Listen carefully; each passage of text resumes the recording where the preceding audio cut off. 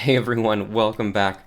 My name is Mason, and today we get to look at this gorgeous blue-gray HHKB Polaris. I think the color on this is stunning. I think that the blue and brass in the back is just such an elegant combo. And I had the pleasure of building this and talking through everything that it means to put together a board in the HHKB layout, because this may not look familiar to a lot of people. So we're going to talk about split backspace, we're going to talk about 7U spacebars, we're going to talk about control, where there should be a caps lock, and we're going to get into all of that. And this is such a special board to me. It sounds fantastic with the Lubed Gap Black inks in it, so stick around to the end to see that sound test, and we'll talk about this soon. We'll talk about it very, very soon, okay? But we can't, it's not real yet, so we can't talk about it now. Okay. I'll talk to you guys soon. Bye.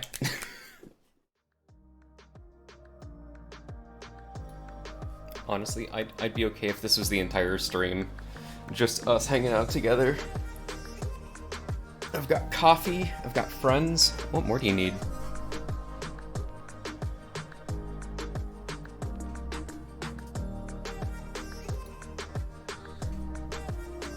Good morning, and good evening, and good whatever it is for you at this point. Well, I need some coffee, actually. Like, it's not common at all that I actually am able to drink a caffeinated morning beverage on stream, so... Starksty, hello! I'm just enjoying some coffee.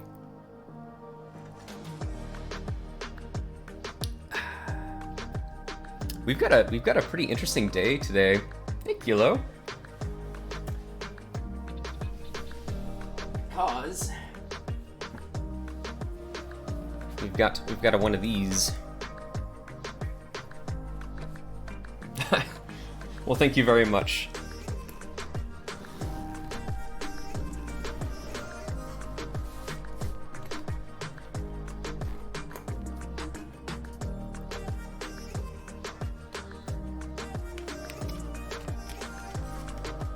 Some gaskets. Got some screws. Got some more gaskets and some bump-ons.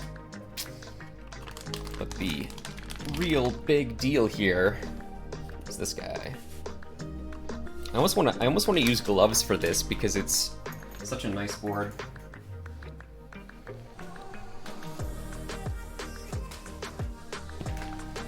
Here.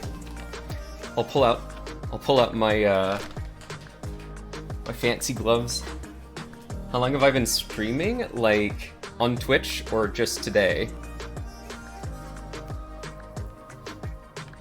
On Twitch, maybe coming up on 2 years.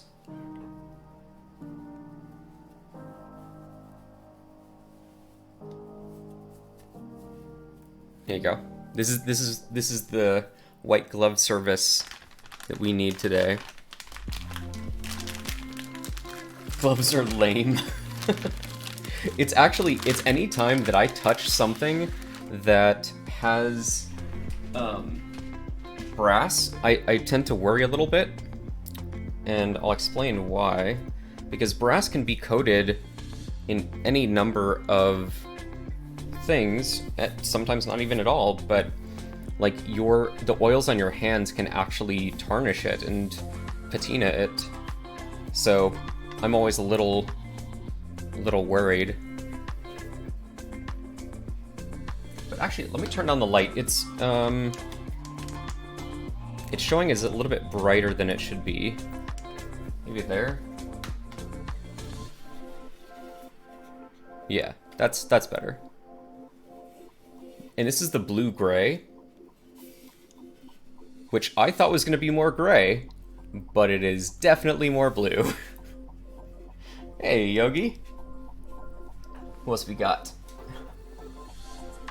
Medros, and yeah, we've got a good group of people here early in the morning. Early in the morning for me. I don't know what it's like for you guys, but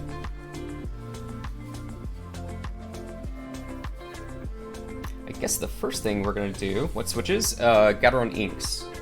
So, specifically, these gateron inks, which are TX filmed, broken in, lubed, and gateron yellow springs. 5 p.m. for you? That's nice. 11 p.m. in Singapore. Ooh. Well, thank you for staying up to say hi. But actually, there's conflicting information about whether or not you should film gateron inks, and I've heard it on back-to-back days of some people saying yes, you absolutely should. Some people saying no, you absolutely should not. So these are filmed. I did it just to see what it would be like and to see if it would actually make it too tight for the plate or, you know, not make any difference. So we're gonna test it out and see. I'm just gonna do this all stream, by the way. Sorry. It's one of those streams.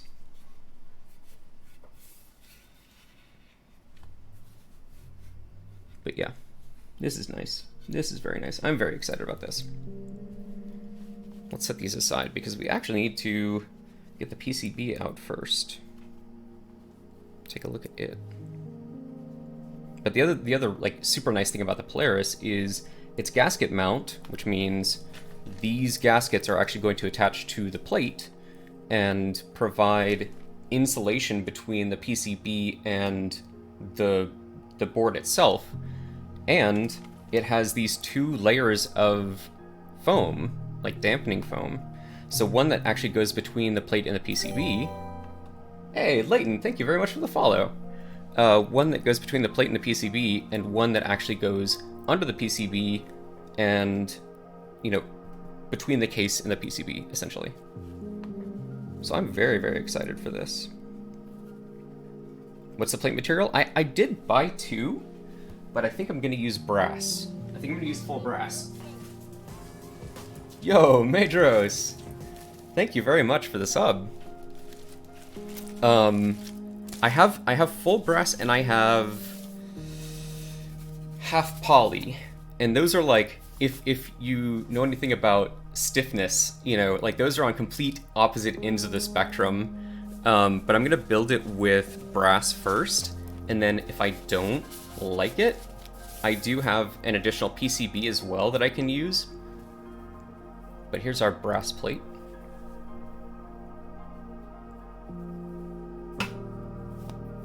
It's fine. Nothing happened. This is what happens when I look at the screen rather than at what I'm actually holding. This is a personal build, yes.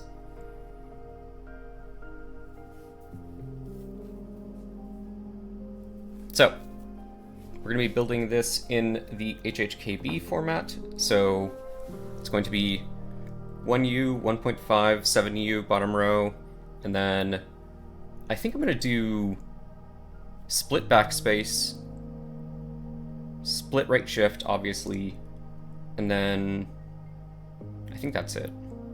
I think that's the only modifiers. But honestly, like these gloves, I'm not gonna wear these gloves the entire time. It was a meme.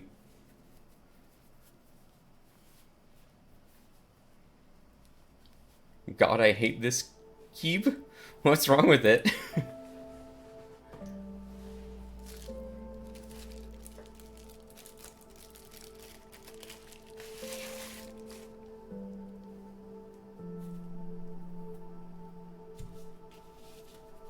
Alright, so here's our PCB. And again, with the flex cuts, like the PCB itself has a giant flex cut in it, which is really interesting. Also, the routing, if you look at the trace routing around the flex cut is really interesting too.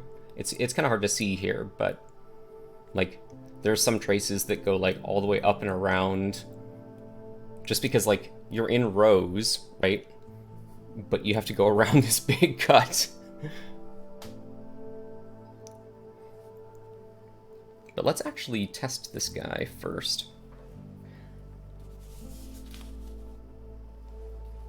And I'm going to take this build pretty slowly just because it is a particular, I would say a particular build, and you don't want to miss or skip any of the steps. And AIO3 and Kevin Plus, who designed this board,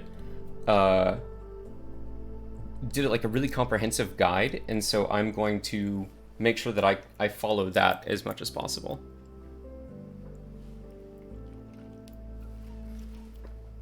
What does it have that large hole in the middle? This is for flex, like it flexes as you type. So it is purely for having some additional like dynamics to the PCB itself. And you can kind of see, of course, the PCB flexes a little bit, and then with that you're going to get just a little bit more flexibility there in the middle. Brass is the only way to go. Yeah, so I've got a brass plate. I do have a half poly plate that I may build at some point just to see kind of like the polar opposite of what a brass plate in this board would be. But yeah, that's what we're going to go with at the beginning here. Let me bring up Via. Let me bring up Via.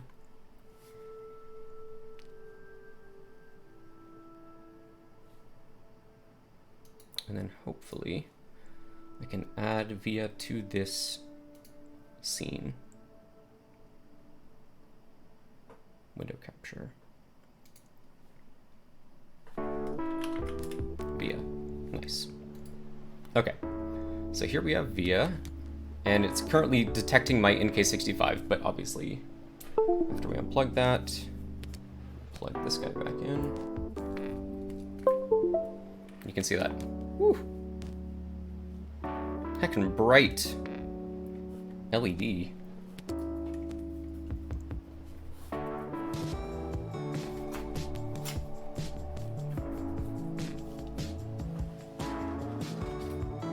How did I get into the hobby? I saw a picture on Reddit, and I was like, I didn't realize you could do that with keyboards, and then from there, I don't know, I started spending way too much money and destroying my life, and here we are. I don't know. Let's do the key tester. Test matrix. So it's going to pull up, when you do test matrix, it's actually going to pull up the layout that it detects on the board, which is really, really nice. And then I'll try to move this down here so you guys can see kind of what I'm doing. I'm just going to test each of these keys by shorting them with a pair of tweezers. So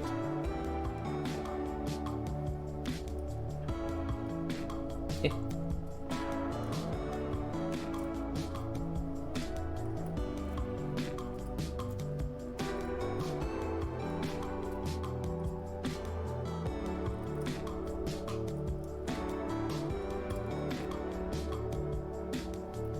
And then these will activate as backspace, but on an HHKB, typically you're splitting backspace into two 1U keys.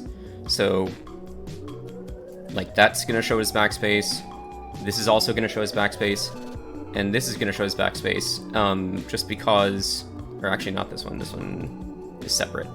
But those two show as the same key because if you're putting it in the middle, right, you are putting it in a stabilized position. If you're putting it on the left, then it's like, you know, you're splitting it. So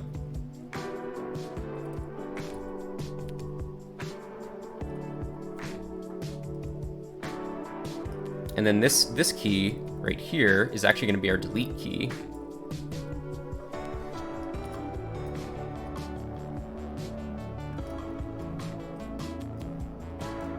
Because HHKB is weird.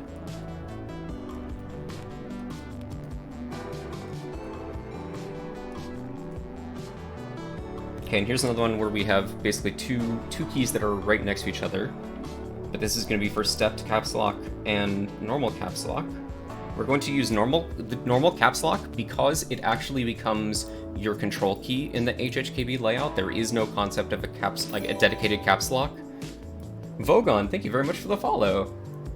There is no concept of a dedicated caps lock, and so I'm just going to be using that as my control key. And it's actually, in my opinion, more natural, just because I don't use caps lock very often, and to have like the position of my fingers in WASD, control is much easier to hit with my pinky here than it is like down here. So that is what we're going to be doing there. Of course, these keys are all standard alphas. Hey, Zyroxy, thank you very much for the follow.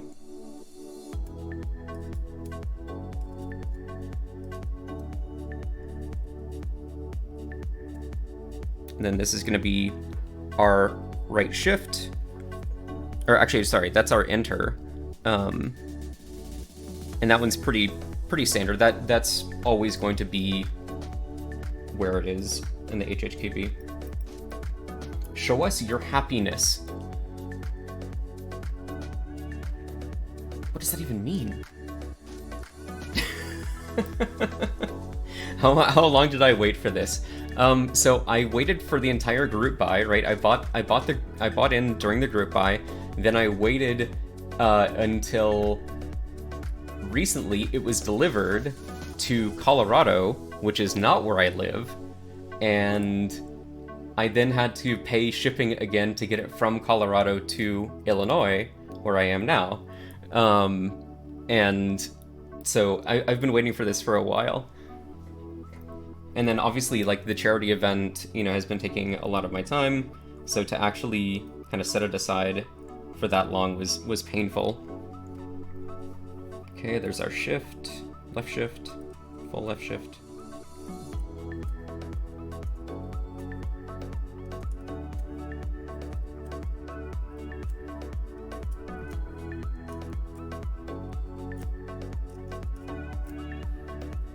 All right, and here's our right shift, which you can see in the configurator or the key tester that on here it is split into either like a 1.75U or is it 2.25U shift and then a 1U function key. So this is going to be our function key over here, right? And then this is going to be our shift, but theoretically, you could have a full right shift there. It's just that it looks really weird. On a 60%, it looks so weird. 1.75. I always get it mixed up. But yeah, you're probably right. And then, obviously, we're not going to be using these down here because we're going to have our blocker in place, but we can still test the PCB. That's our Windows key that just brought up the Windows menu.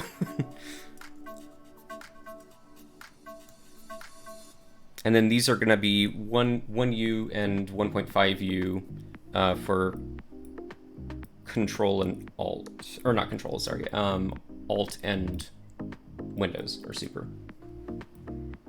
Girl, you're doing a Saturday morning stream. I am, it's true. Love you too.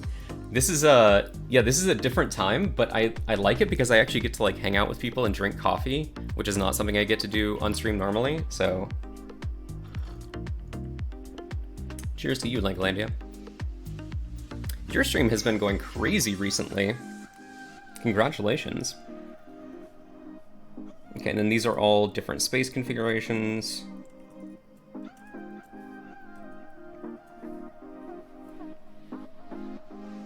And we're moving it to the other side.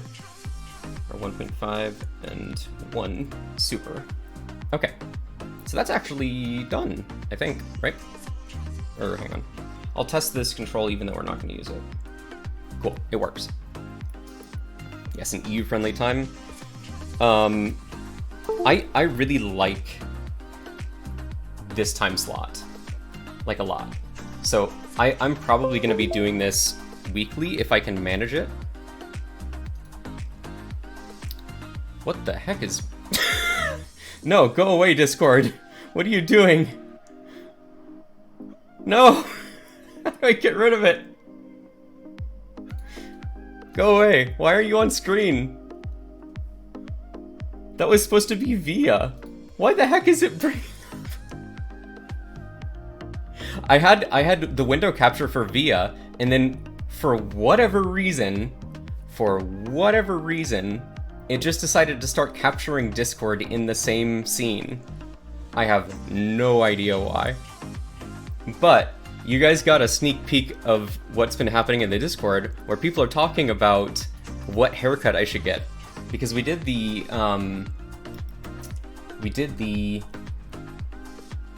charity stream, and we raised a bunch of money, and one of the incentives was that I would change my hair, and chat could find me a hairstyle for a month.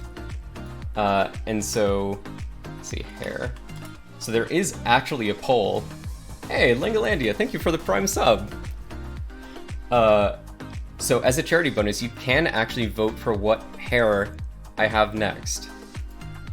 We had to stop collecting ideas at some point because, like, there were just too many. But yes, can't proper sub yet, but soon TM. No, that's totally fine. Prime subs are fantastic. We take Prime subs here.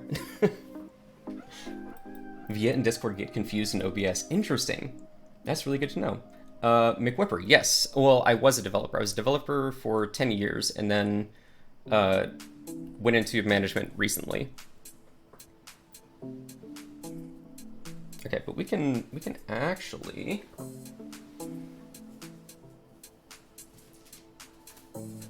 start doing things. Flock of Seagull-esque, yes. I do have some hair to work with, luckily. So, like, our options are pretty wide-ranging.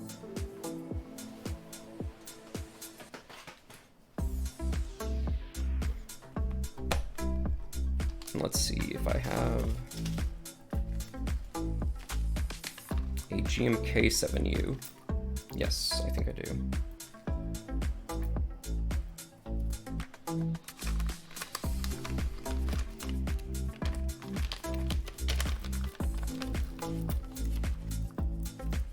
I have some C3 stabs that I've been wanting to use, but they're colored, and, like, I don't know if I want to dedicate, like, orange C3 stabs to a board that's going to be blue. I know that it doesn't matter. I know that nobody's going to see it, but I will know it's there, and that might bother me.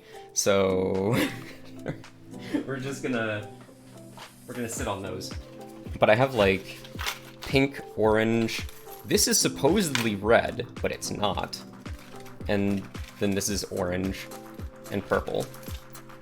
So we have some color options for the C3 stabs, but I'm just gonna stick with black for this one.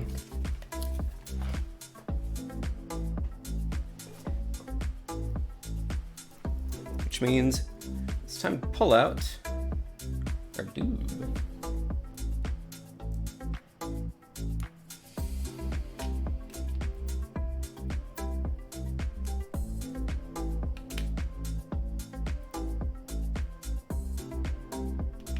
So, it's time to pull out, hang on.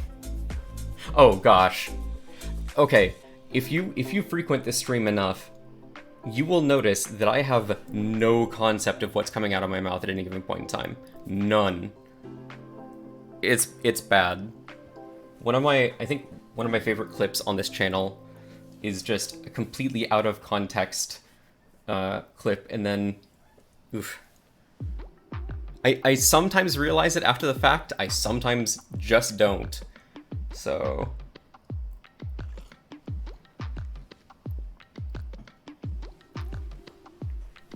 Miss out on the C3 stabs?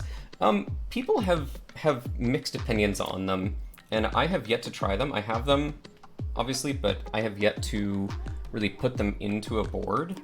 So I kind of want to, but at the same time, the thematic consistency needs to be there.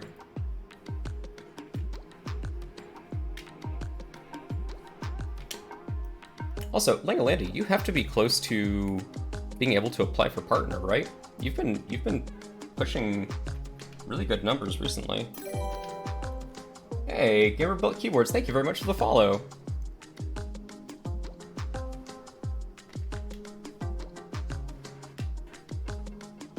Alright, so essentially, here's our 7U. Here is our ANSI enter and our left shift. So these are going to be our 3 stabilizers. We're not going to need anything else, I don't believe. Now Daddy's about 40 average viewer shy of partner. Ooh. It's tough. I'm obviously not there, but it is tough.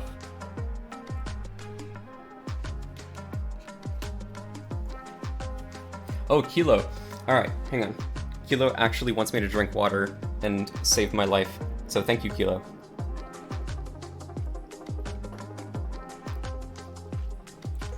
Did I make this coiled cable? No, I did not.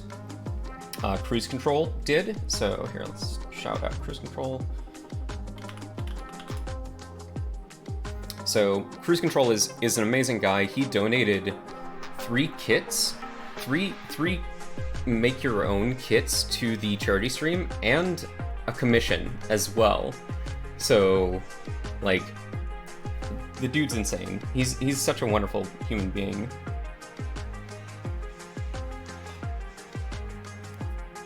All right, gonna clip our stabs. If you would like a really detailed explanation of what's going on here, I've done it on stream quite a few times, and so I don't know if it's really necessary anymore, but you're just clipping off the really harsh legs,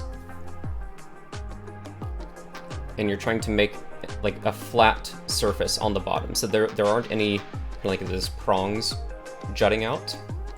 This is a personal build.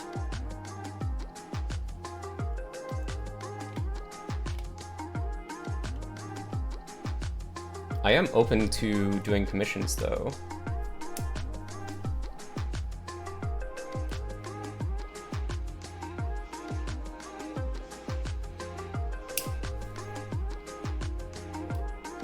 Because I started streaming and it was just me doing my own stuff.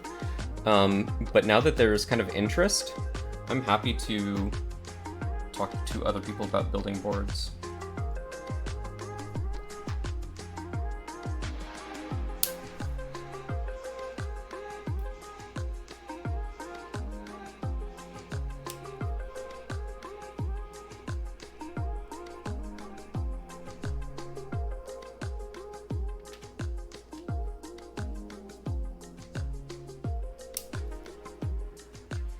But yeah, this is also going to be my first HHKB.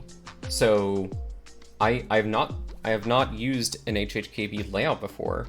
And so back when I was in the Polaris group buy, I was like, oh man, I really like that aesthetic with the blue-gray. And so I was like, you know what, screw it. I would normally go for like a wind keyless option, but I kind of just like threw caution to the wind and went for it. On the plus side, if you don't like it, you can sell it for 3K on Mech Market. Yeah, no.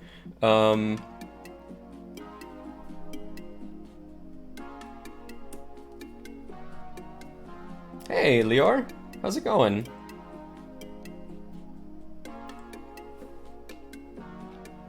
I think it's funny how many people have been putting like, people really enjoy putting a dollar amount in the title of their streams and videos, and so like you can cherry pick an example, and I'm not going to call anybody out on this, and I hope they're not here to hear me say this, but you can kind of like cherry pick a single example of a Mech Market post and be like, that's what it's selling for, I can put that in my title.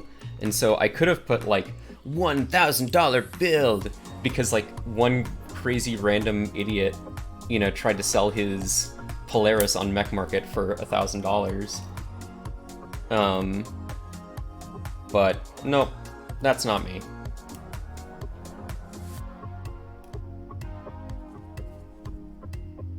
I'm just building this, and like I've got right. So this is not the most expensive board we're gonna build on stream, by any stretch.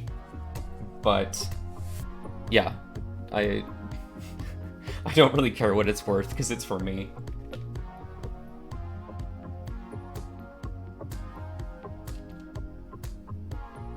The KBD 75 V2 retailing for $230 and selling for $500. This was $265 shipped, and I think it averages like 800, which is so silly. But the fact that everything gets like extra advertisements, and whenever somebody who has a big stream builds it and they say, ooh, I really like the sound of this, or you know, they do a sound test on stream, like stonks through the roof, you know? It sounds unnaturally good, yeah. And so like I think people pick up on that, and people who are new to the hobby who missed the group buy get this idea in their head that this is the end-all be-all 60%.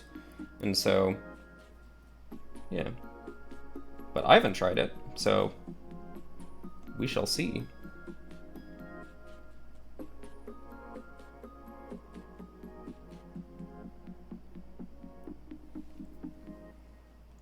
Yo, Salvin, what's going on? Who likes stonks? I like stonks. Also, I like Salvin. I'll show you why. My favorite thing to show off on stream, Salvin, is actually from you, and it's not what you think it is.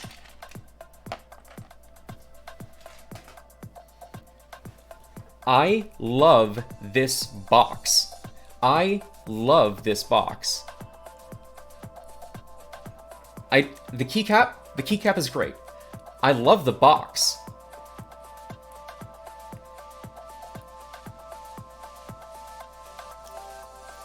Because the box is like 3D printed.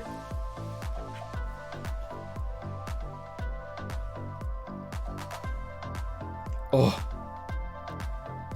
Oh. But I just love the presentation of it. I love that you like have the base holder. I love the box. It's like when you know, get a present as a kid, and like you get the present, you're like, oh, sweet present, but box! I got this cool box with it. So this is actually my favorite part of buying the copper keycap.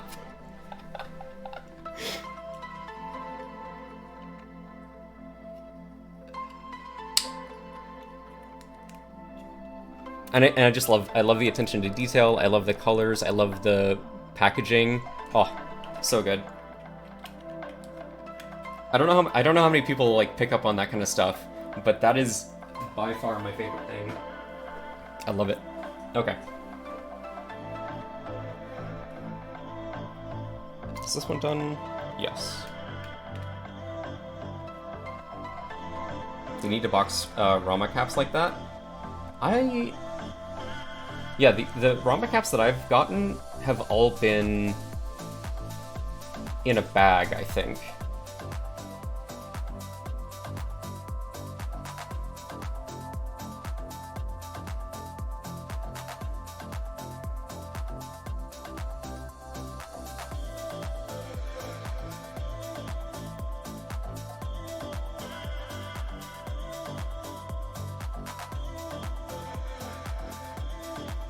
But like little stuff like that just goes so far with me. It's different when other people do, and it's not expensive, so it won't have big cost. And that's awesome. Like, I love that type of attention to detail where it doesn't add a ton to the cost, but you thought through the process, and like that's what makes it special. I love it. I love it so much. Also, I need to drink some water. So my mouth is getting very dry.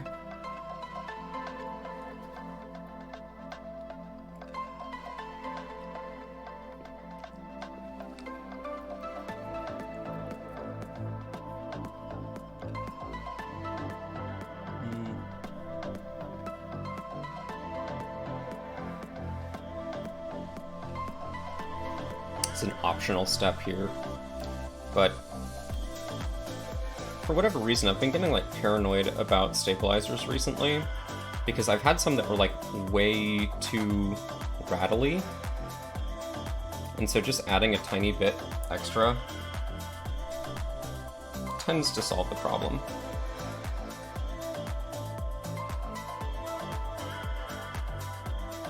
Damn, sorry, smooth brain is good. That's good.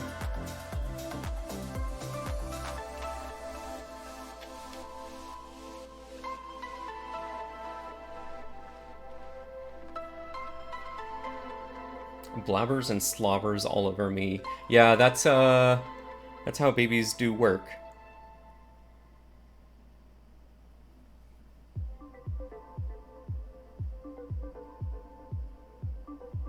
You might think they're malfunctioning, but no, that's just their default state. Okay, 2 hearts.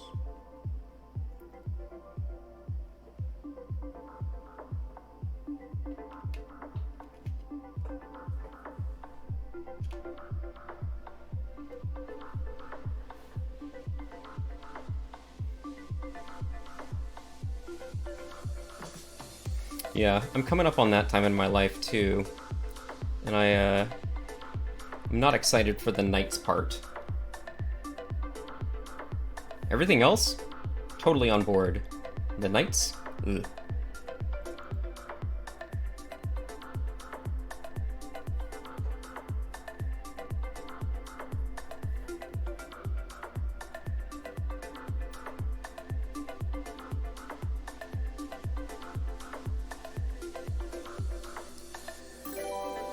Hey, Kemper, thank you very much for the follow.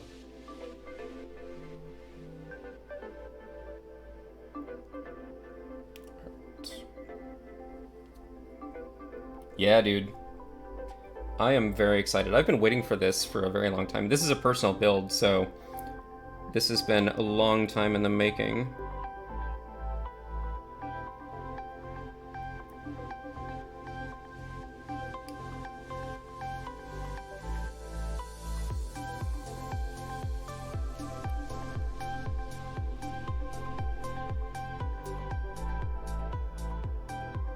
And this is from the group buy too, so it's not an aftermarket thing. It's just that I have not been able to build it until just now.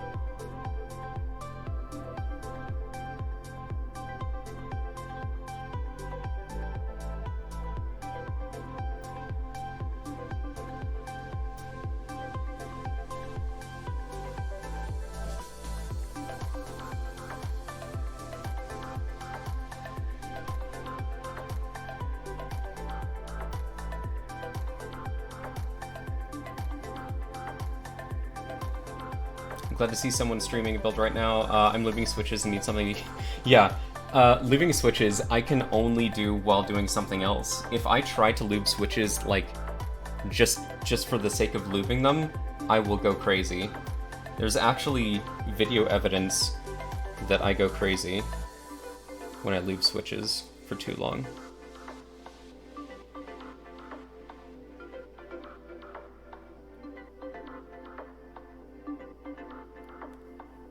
I believe in you.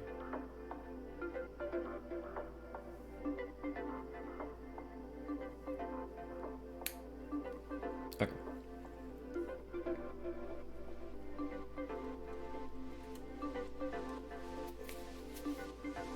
There's nothing wrong with bag lubing. Well, I get that. Does that mean that I will do it? No. Does it mean that I will put stabs on every other time backwards? Yes, because that's what happens to me. I lose focus and I put them on backwards. Like 1 out of every 2 times.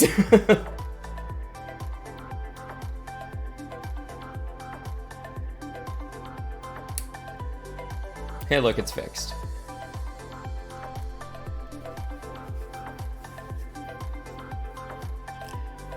Yeah, it's a very zen thing, as long as it's alongside something else. I don't know. I've just done it so much now that it's lost its appeal. helped me with my darkest times, TBH. That's awesome, actually.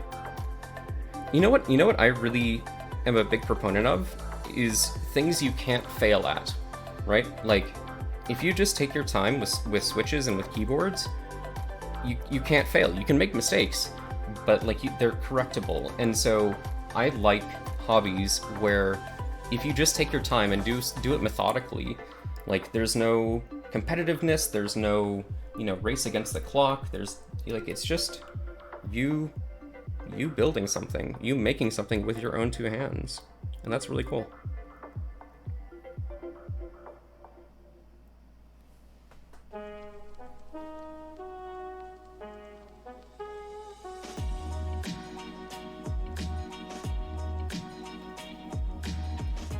May pop in later, but I should go like dad or whatever.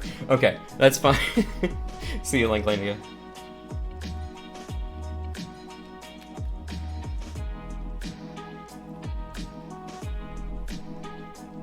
Thoughts on people buying multiple items from a group buy and reselling on at a higher value? I do not like. If you're buying something for the sake of reselling it, I am opposed to it. If you're buying something and then you don't use it or don't like it and then you sell it, that I have no problem with. But strictly to make money, do not like. And especially, I will say, especially, did you drink the water? I did. But I think maybe somebody else redeemed another one. Oh, I think Louis redeemed it as well.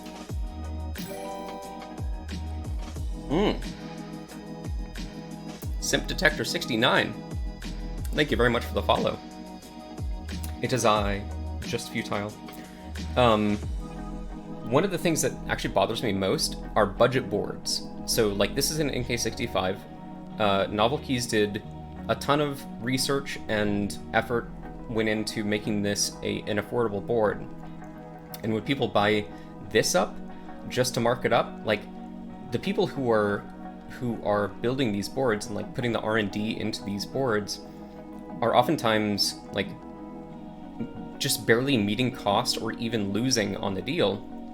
And so for someone else to come in and swoop in and like buy a board and then resell it for higher so that they're the ones that's making the profit, not the people who actually took the time and energy to like research how to make a cheap board, that really bothers me.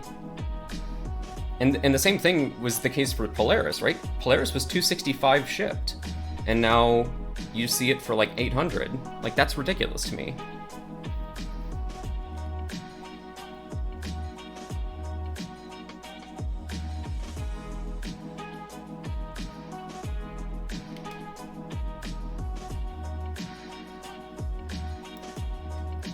Yeah, it was $265 shipped. Yep. I agree with all your points, brother. Awesome. And thank you for the follow. I'm glad that I was on the same side.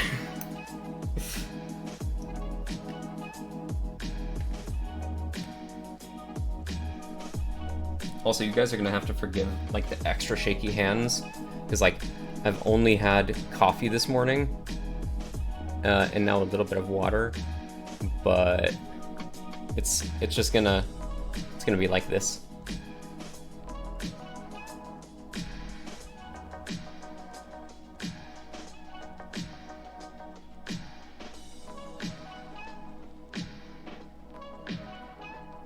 How someone thinks they can justify $800 for one keyboard is beyond me. Well, I mean, you could say the same thing about any luxury item, right? Like a watch. A watch tells time. A quartz watch tells time. Like, but as soon as you start kind of appreciating everything that goes into watchmaking, it does change. And like, I think that same level of engineering is seeable in a PCB. It's seeable in the design of the board. Like, you can really feel the time and energy that went into designing a board, and that I appreciate. Does that mean that I will pay $800 for something that retailed at $265? No. But yeah. But yeah, people have the concept of a grail board, right? And there's nothing wrong with that.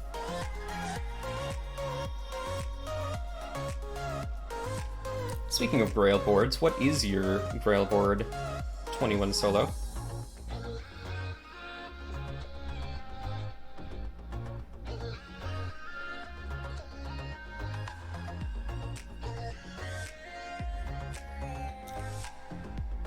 Because yeah, like there are people out there who will absolutely spend thousands and thousands and thousands of dollars on keyboards. The only way that I'm able to justify spending money on a keyboard is at Group by price.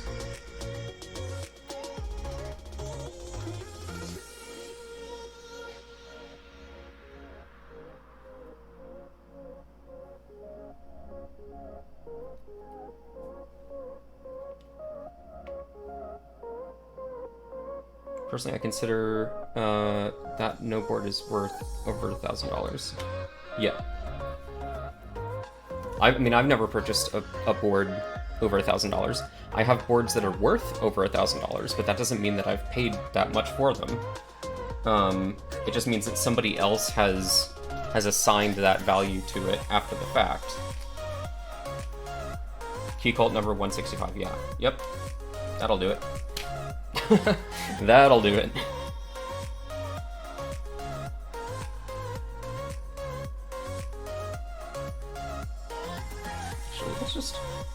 Let's just dippity doodah in here, and then spread him out.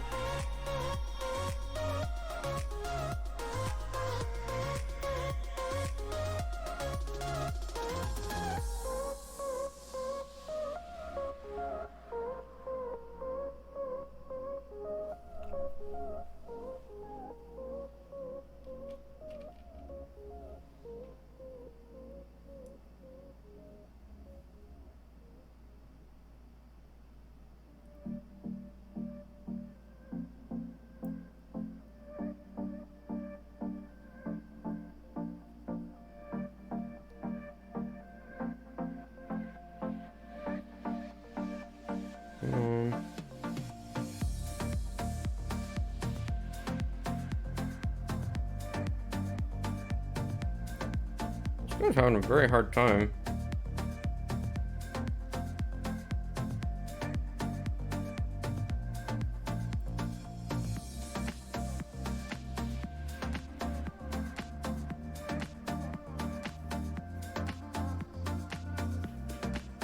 Yeah.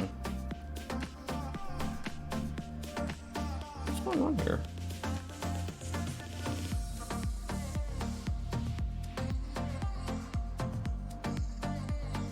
Hey, Shiro! Hello!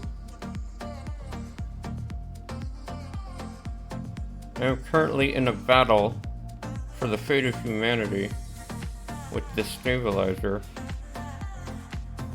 There we go.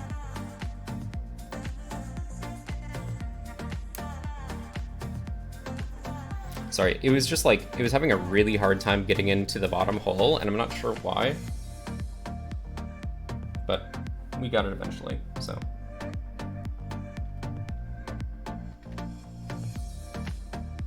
What stabs are you using? These are GMK, that I just clipped myself.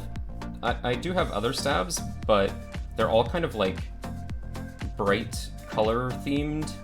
So since this is kind of a more muted colorway, I didn't have anything that matched it very well, so I just decided to go for black to match the PCB.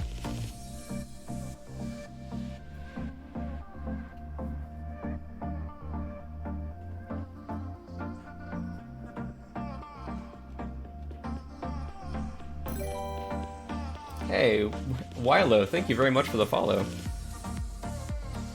I'm a mechanical engineering student and I love watching the machining videos. Oh, yeah, so you need to follow Salvin and Keycult if you haven't already, because those guys are crazy smart. Way smarter than me.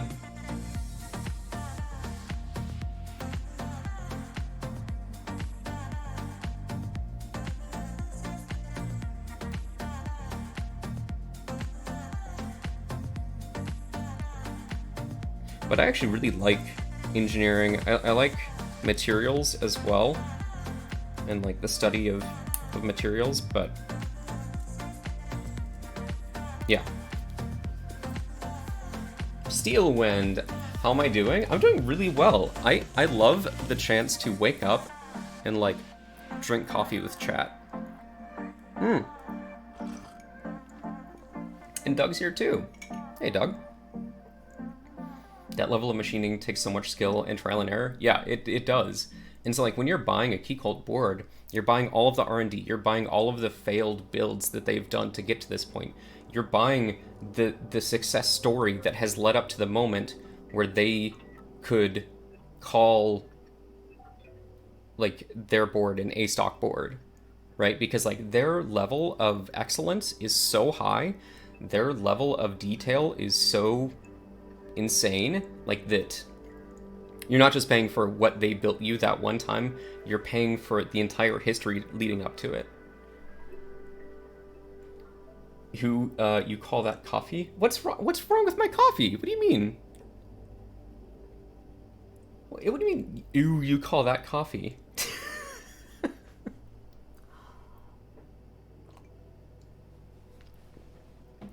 What do you call coffee?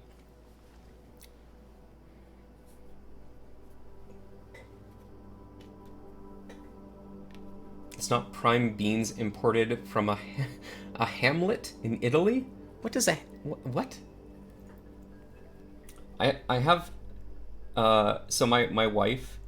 Actually, this is one of the crueler things she's ever done to me. She bought me an espresso machine for my birthday, but then she was like, but I don't have it. And I think we'll just wait until we move to our next house to buy it. And that was a year ago. So she she promised to get me an espresso machine and then promptly took it right out from under me.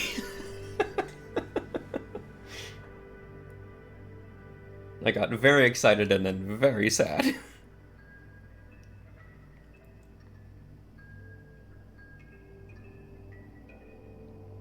Because boy howdy do I love espresso.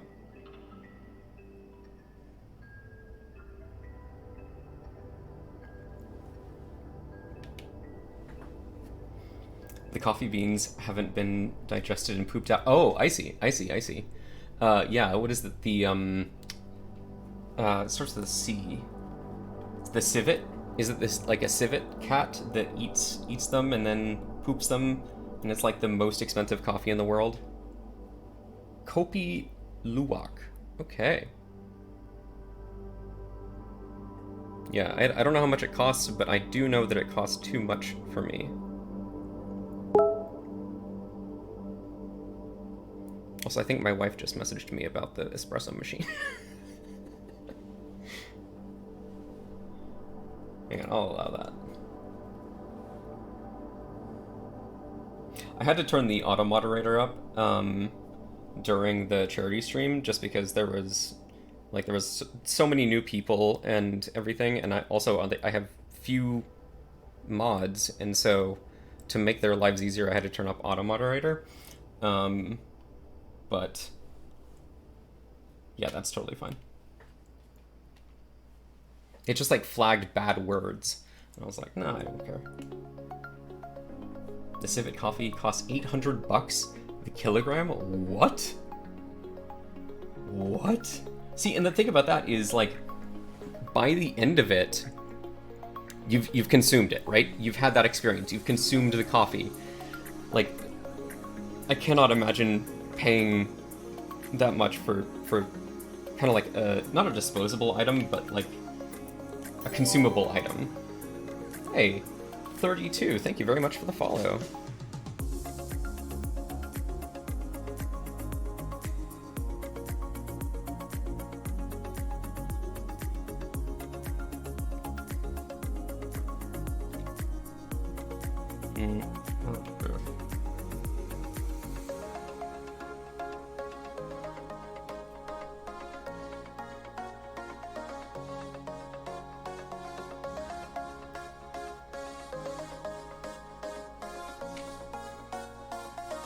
Gotta save consumable for the final boss.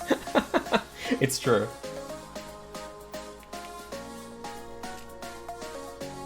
And then once you get there, you don't actually use them.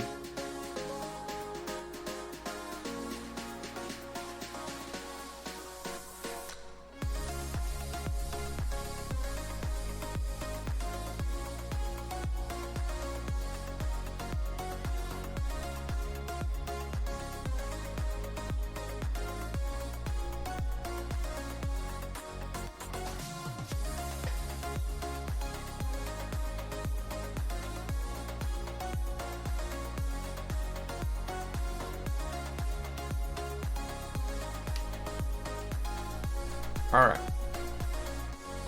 Plenty of people pay a ton of money for once-in-a-lifetime experience, like a Michelin restaurant. Okay, that's true. That is true.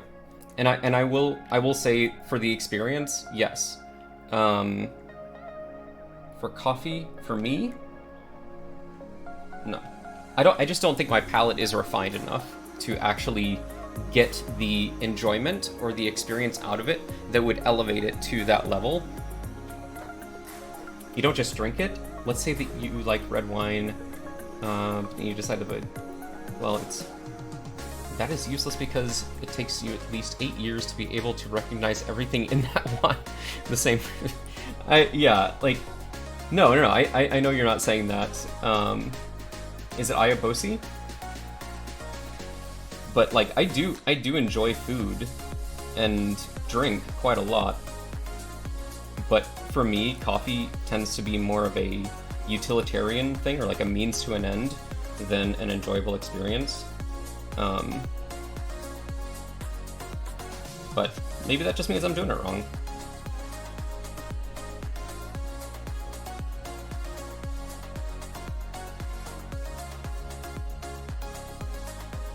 Deliver the caffeine upon me. I'm not saying that if I could get an IV of caffeine, I would. Because I do like the taste of coffee. It's just that, like, I drink too much of it. And if I got my taste buds refined to drinking cat poop coffee, I would be in the hole a lot of money.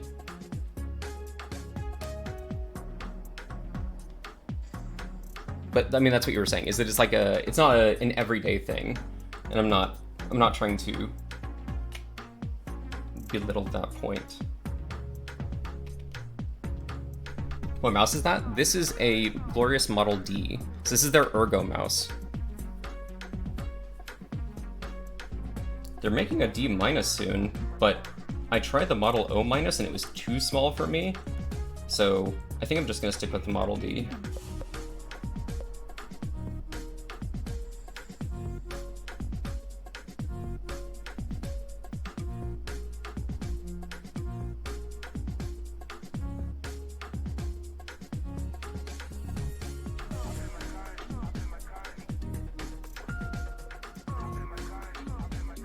Normally you can drink as much as 4 normal cups of coffee per day. More than that, it hurts your health in the long run. I think I average maybe 2.5 to 3 cups of coffee a day.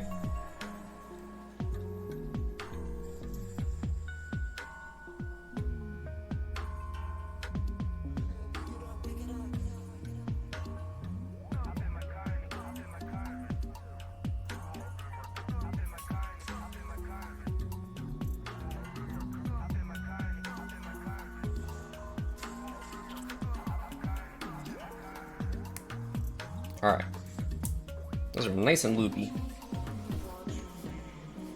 I don't know how the drop links work, TBH. What do you mean? So that, the ! drop link will route you to their main page, and then if you make a purchase off of that, it will be credited to me. I can also generate pages that are specifically for a product. And if you're interested in something like the control, it would be basically that exact same link, then with CTRL, right? Like that would be the control or the alt. I just actually I kind of stole those URLs and assigned them to me So I don't know. I don't know if that was legal or not, but in the affiliate program, you can just like make custom URLs, and so I just made the URL the title of the product itself, and not like EY benefits from this. I just like made it the title of the item. So, review for the tube. Hello, I'm doing very well. Okay, so let's go ahead and snap these into place. And again, we do have guidelines here for our 7U. So I'm gonna put him in.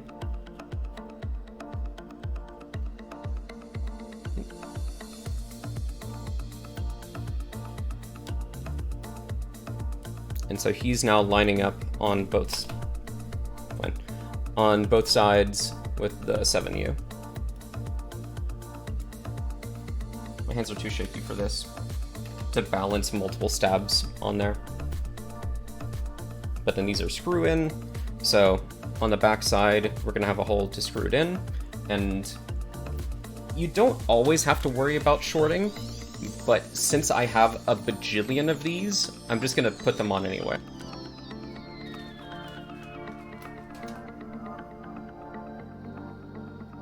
What plate do we have today? Full brass.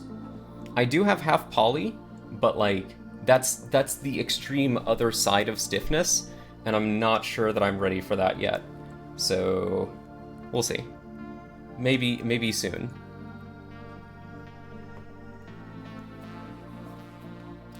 Also, I need a screwdriver now.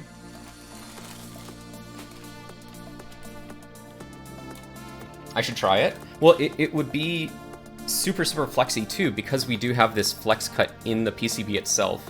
So, like, it's a commitment for sure. Geigster, hello, welcome. Whew.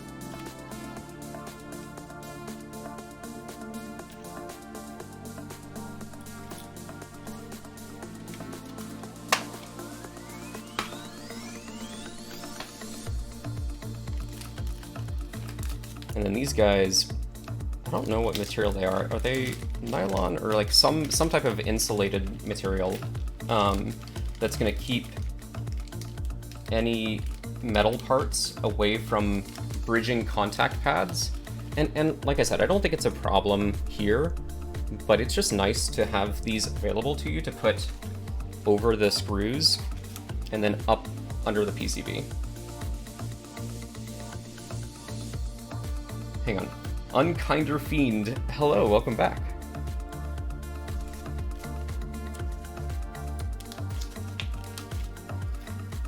Fantastic name. We've had some really good names in the keyboard community. It's actually been kind of surprising how many good names you guys have. So all you will have to do here is basically put him up over top of the screw. Would the GMK laser match a red case? Ooh, that's a good question.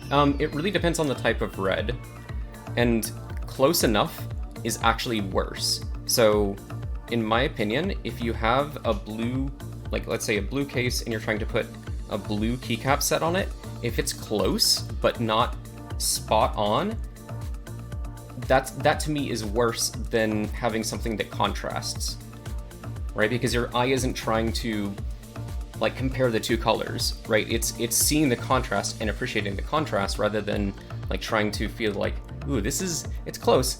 Close is good enough, I guess. But if you can see contrast, and that's actually, I'm gonna show a live demo of that later on, because this keyboard is blue. It's over there now, but this keyboard is blue, and I have a blue keycap set, but I'm not gonna put it on because I think it would look weird.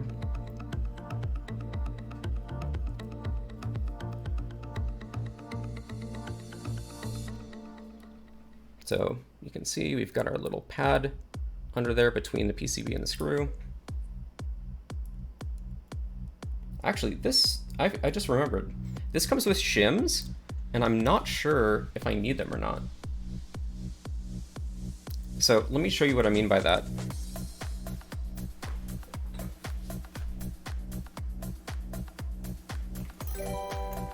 Hey, Zoo, thank you for the follow.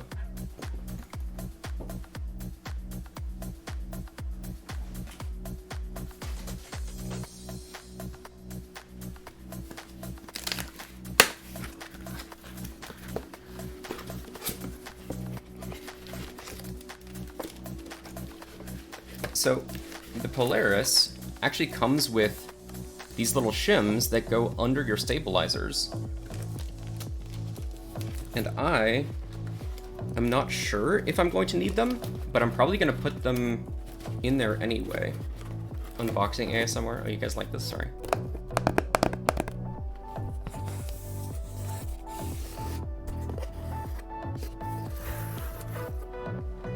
I don't know.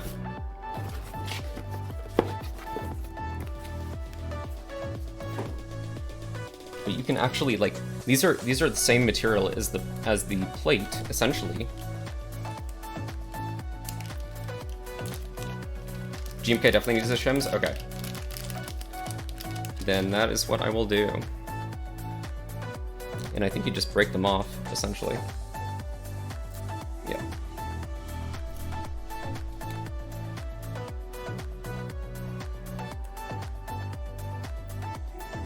Is there an Everglide Stabs review? I don't know. I have Everglide Stabs, but again, they're in Colorado, which is dumb, and I'm dumb. I don't know. Life is pain.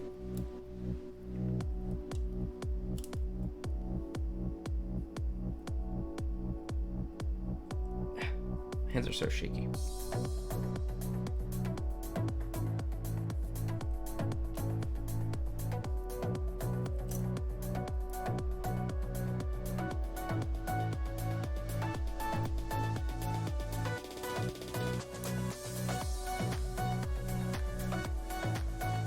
Okay, so I'm just...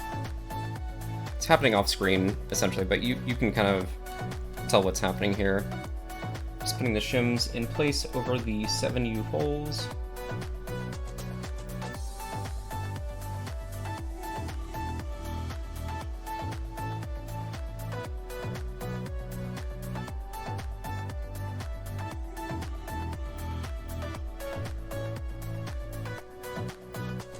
I'm trying to guide them in. And snap down onto the backside.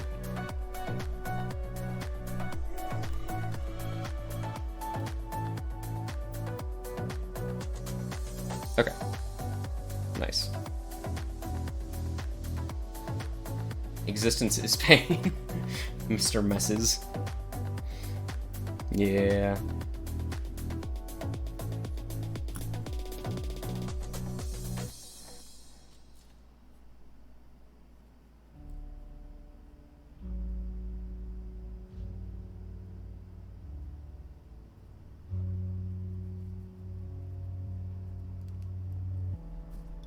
Yeah, this is one thing that Alex Oros and I have in common, is we both have very shaky hands.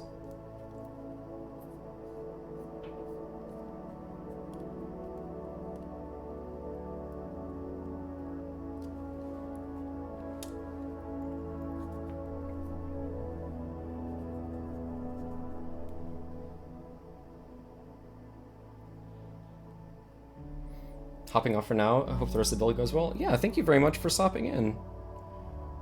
The VOD will be up. This might even make its way to YouTube, so there will be other ways to catch back up after the fact. But yeah, thank you very much. Time to drink water.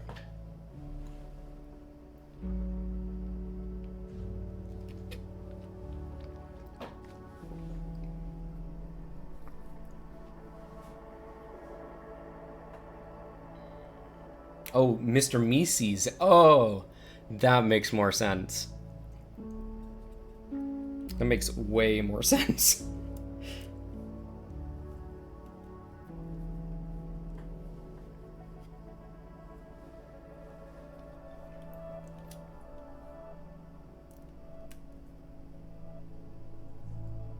Just trying to back it in to find our threading.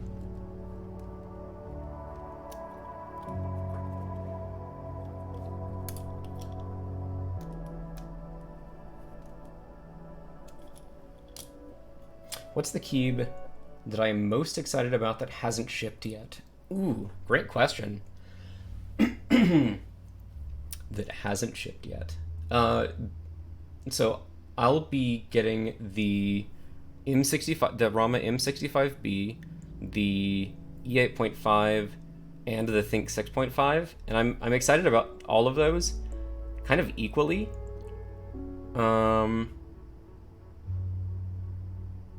But probably the Think 6.5, just because it's like, it's on my mind. I've been thinking about it a lot recently. I've been ruminating over what color options I should get, things like that. So I will say the Think 6.5 for now. Okay.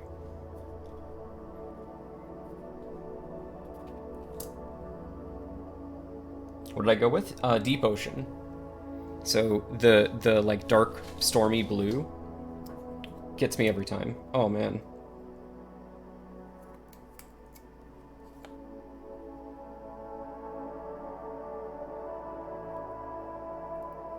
It's a nice board. Yeah, I mean I've been hearing a lot of great things about it. Obviously, it's been doing the review circuit, and people seem to like the sound. They like it with JWK switches, of which I am about to have many. So I'm excited. It actually ends a lot of people in the Polaris with sound. Oh, interesting. Well, then I will be very, very interested to actually put them side by side. Oh, reminds people a lot of the Polaris with sound. Well, still, I'll probably want to put them side by side just to see what it's like once it makes its way to me. Might have a Wilba thermal deal in the workings. Ooh. Ooh. I was not brave enough to go in for the thermal. I don't know what it was that put me off about it, but something did. What JWK switches am I getting? I'm getting Tangerines and the Novel Keys Silks. So I've got quite a few of those coming in. And then I have these mauves, but these mauves are reserved for my Iron 165. So these are nice switches, dang. These are nice switches.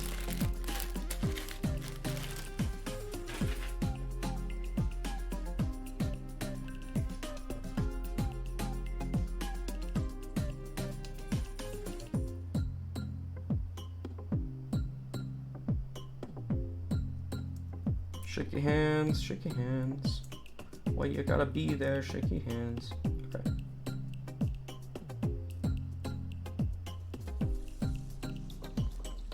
I'm in for the silks, and I've got alpacas. Okay, I'm so salty about alpacas, because I was there on time, ready to buy, and my credit card had expired. Like, it had an old credit card on file, and by the time that I got back around to it and like had corrected the number, they were sold out. I was so mad.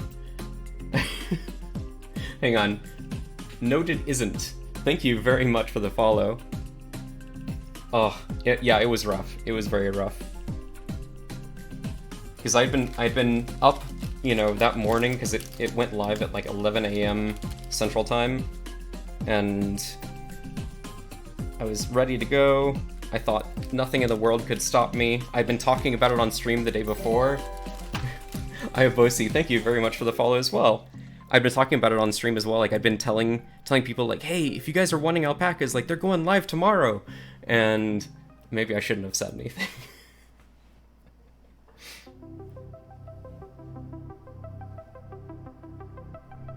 Actually, yeah, I don't need this on yet. I'm working on this. They're doing an unlimited group buy for the retooled alpacas soon? Oh, okay. Then I'll probably buy into that too. But like I said, I mean, I've got a lot of other JWK options. Alpacas are just, you know, a nice colorway, right? Because they're like the SA Bliss colorway. But I'll have other options. And my Tangies should be coming in soon.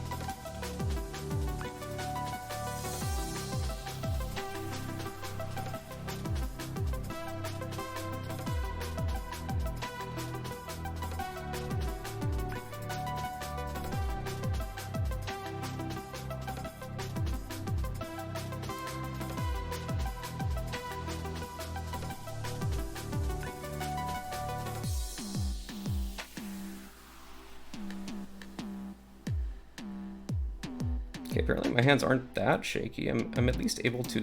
Oh, fuck. I'm at least able to throw these on.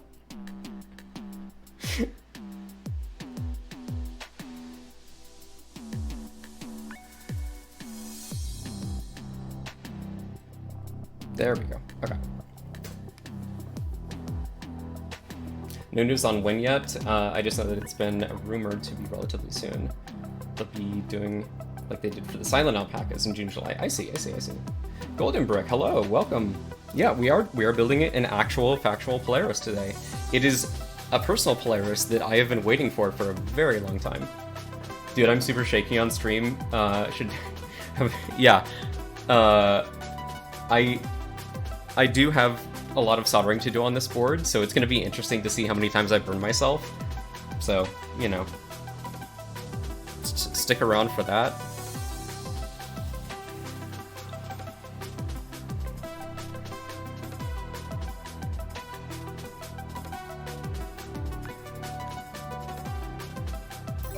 Okay. Hey, JK Customs, thank you very much for the follow. I think we're actually good to start screwing these guys in, if they'll stay in place. These are not as tight as the spacebar was. Like the shims seem to be doing more over here than they were on the spacebar, which is just meaning that it's pushing the screw holes further away.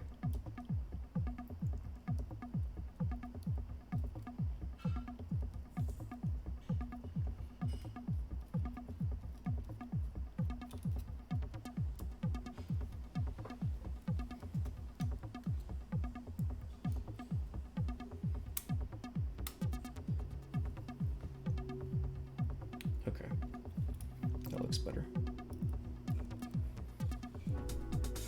Sorry that some of this is happening off screen. It's just like whenever I'm having to do really fine work, it helps me to like have it up close to me.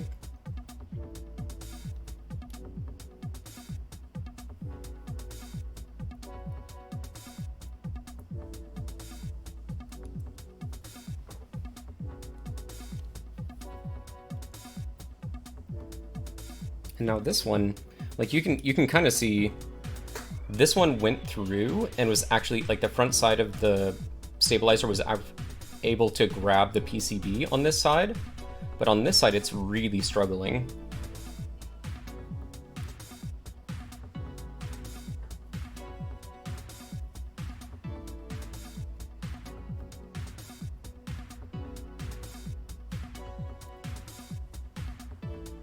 It's almost like the shim is too much just on that one side. Oh, there we go.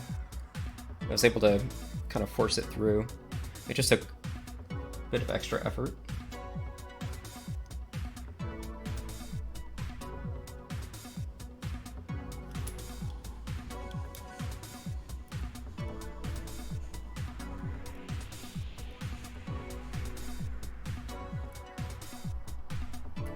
Okay.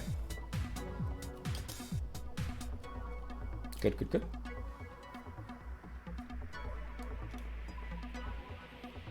And lastly, enter. Because I think we are going to do split backspace. Like that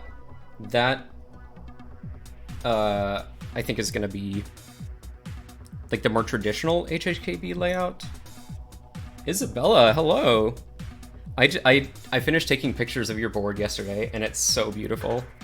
Oh my goodness. And like we have some flowers in our front yard that really match the color well, so I got some very nice pics with it. Nancy's up here.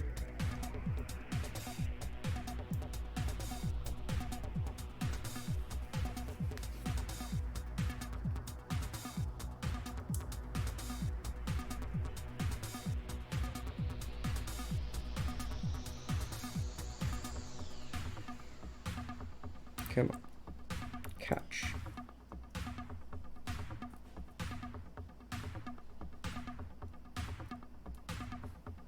Isabella is one of the winners of the NK65 entry editions. And hers is going to come with Vaporwave, which is very, very cool. It looks very, very good.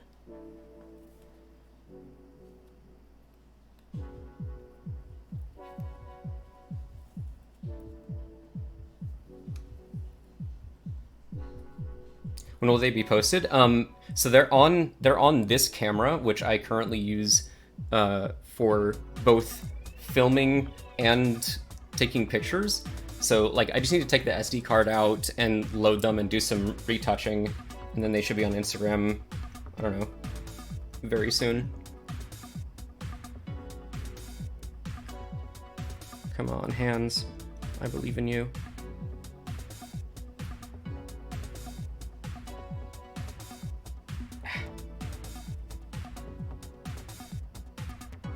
My hands are failing me, guys.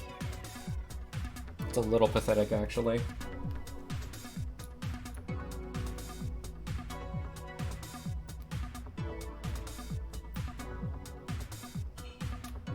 There we go. Okay. Other side.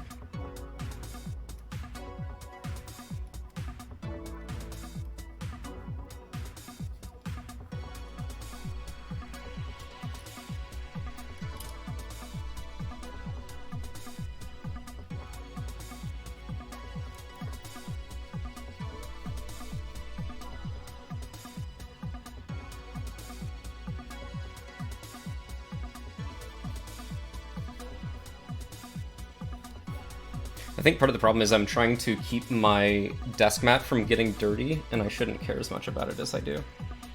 I should just flip it over, and who cares if it gets some lube on it.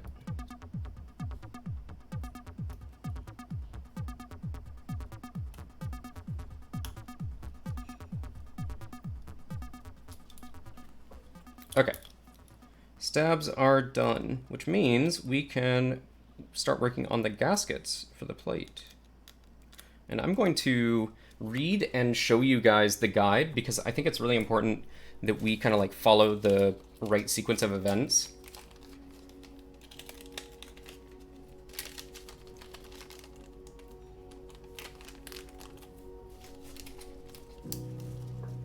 I'm going to try a split backspace on my next build. Hope I can get used to it. Yeah. I mean, this is not full backspace, but it's full backspace essentially, and no dedicated delete key. So it's gonna be interesting for me to get used to as well.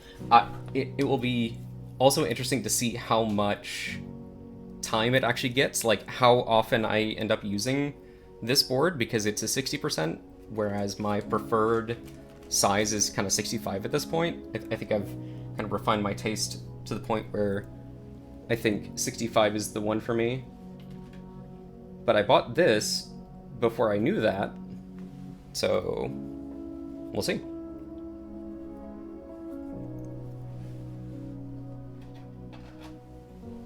Actually, we're gonna need all of this very soon. Okay, so there's our plate. Here are our gaskets. You can technically apply the gaskets to either the plate or the case itself, but I think everybody is pretty much in agreement that you should be doing it to the plate, if at all possible.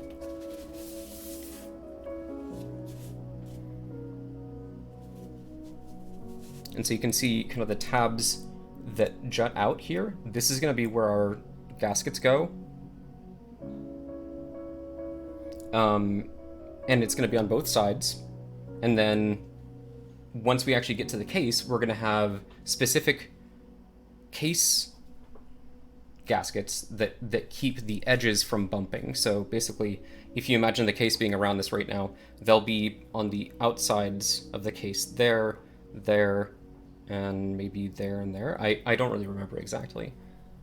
Everything is just so exquisite. It's true. Like this is the type of engineering and thought that you get when you buy like a really nice board. especially like with, we were talking about these flex cuts, just the thought process is what you get.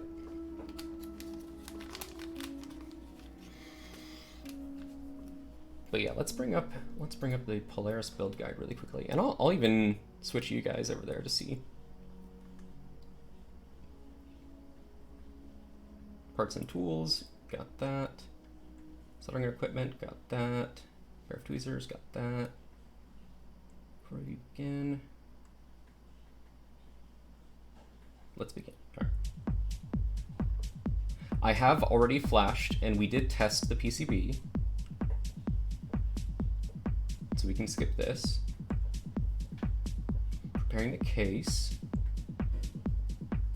Is that actually necessary before working on the plate? Because again, now we're talking about the gaskets. Carefully place 6 of the long gaskets onto the plate, 1 per tab. For the minority who are planning to use aftermarket custom plate, install a gasket on the case. Yeah, that's what we were talking about. But for me, it will be on the plate itself. Repeat on the underside, there should be 12 total gaskets. Okay, set the plate aside. Sorry if you can hear my dog. And then, yeah, we've got 1, 2, 3, 4, 5, 6 that will actually go on the case itself. And they should be at plate height. All right, let's take a second to go back here and look at, like, before we put any gaskets on anything, let's just see where they're going to end up.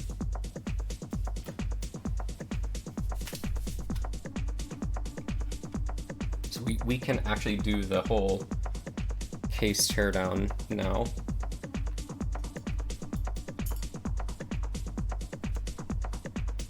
Which will take hex, looks like.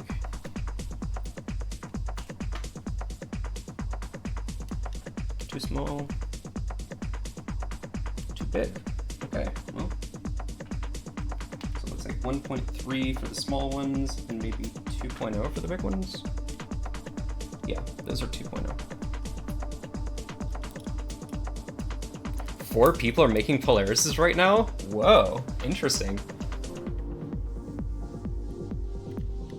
Such a nice looking blue. It's way more blue than I expected. Like way more blue than I expected. Because I think it was marketed as blue-gray.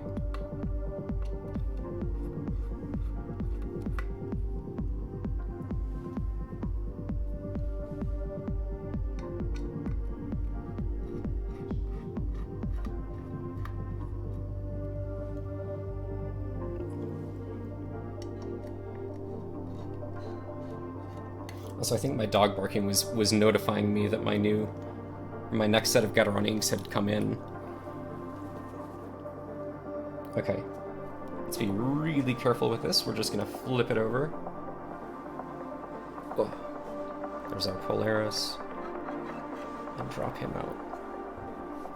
So here's our brass weight, and he is hefty, to be sure. Ooh. Very nice. I don't even know where to put him. We've kind of run out of space very quickly.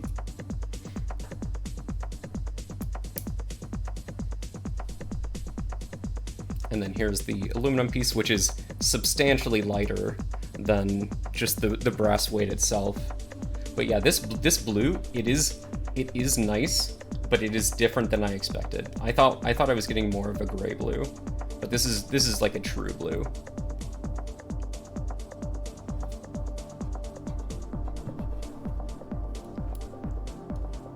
So let's take him apart as well.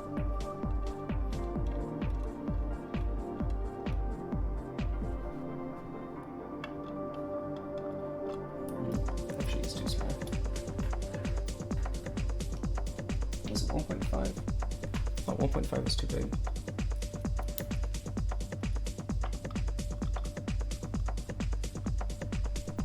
Huh. Luckily, it did come with 2 Allen wrenches. It's just I thought that I would have had the custom. So the Polaris can come in a bunch of different layouts. There's a win keyless, there's a full, like 60% ANSI style, and then this is the HHKB. But I guess I'm gonna have to use our little Allen wrench.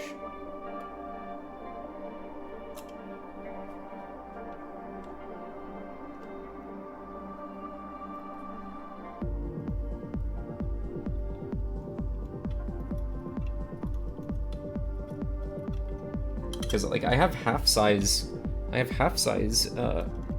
hex bits, but this is just a tiny bit off from 1.5.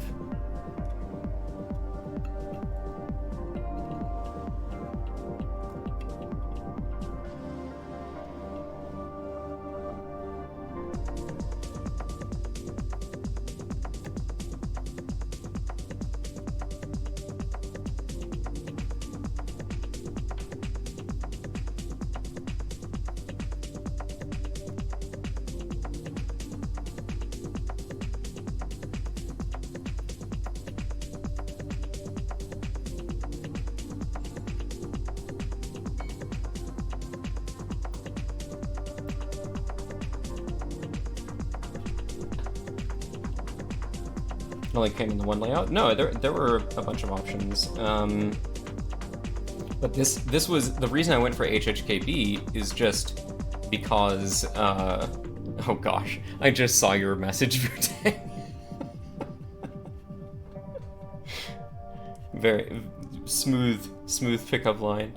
Yeah, it came in a bunch of different options. It's just that I hadn't had anything in HHKB, and since this came in, like, it had the option, and I was still kind of like getting my feet wet in 60%. I was like, sure, I'll give it a shot. And I like the aesthetic of it being completely symmetrical, right?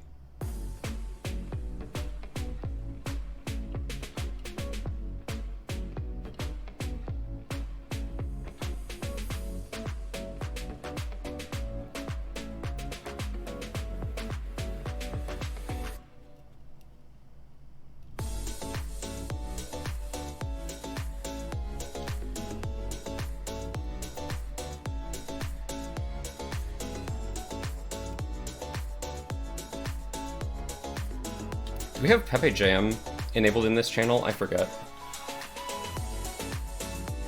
This is good music.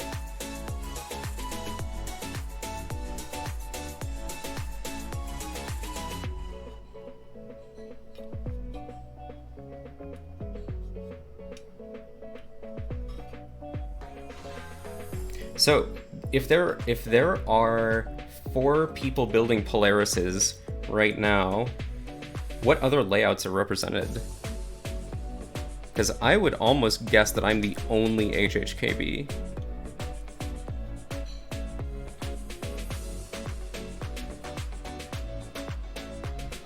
My drop pulley pandas have finally arrived. Very nice.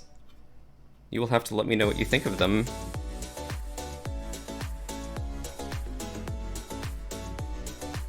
Because the only holy pandas I've had or have used have been handmade. I have no experience with the ones from Drop. Even though Drop is like a partner of the channel. Hopefully they're not pre-lubed anymore. I don't know if they are. They might still be. Oh, they're at your parents' place? That sucks.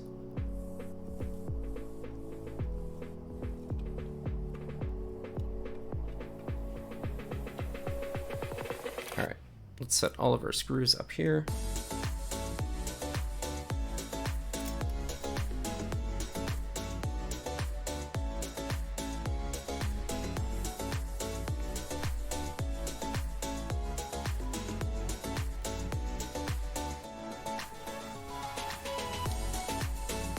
They should be unlubed? Yeah, if they are. Ugh. Yeah, the lubing on the round 1 was like super globby and inconsistent. I think most people just unlube them and relube them themselves.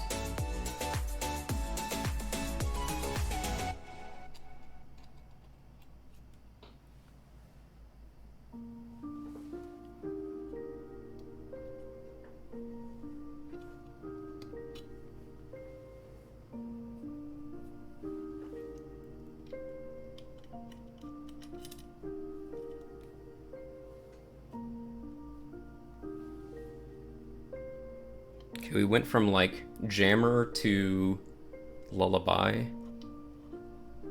100 to 0.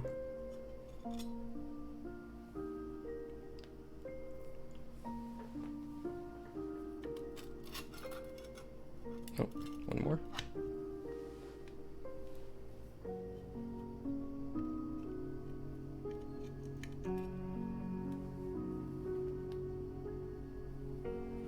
Alright, there we go. Okay. So here's our bottom piece. And yeah, the blue is definitely growing on me. It's just when your expectation was that it would be so much darker and like gray blue, this was a surprise, but no, it's a very nice blue. And the anode looks fantastic. It looks like there's some interior markings, like right there, and you can only barely see it over there. But there's like just a machining mark, it looks like. Everything else looks pretty spot on. And then you can see where if you were to be applying the gaskets to the case themselves, or to the case itself, you would see kind of where those would land on here as well. So those are going to be where our plate will line up with it, and the gaskets will stand off.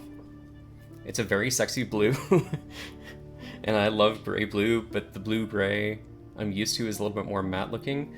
That's pretty. Yeah, no, it is. It is very, very nice. I'm trying to... It reminds me of some type of blue. Maybe... I think I had a paintball gun that was this blue when I was younger. Maybe I still have it. Looks so much more blue through the face cam. Oh, that's a good point. Hang on. So, like, here's the regular thing. Whoa! Jeez, no. It is not that color of blue. You're totally right. It is more like this than that. Jeez.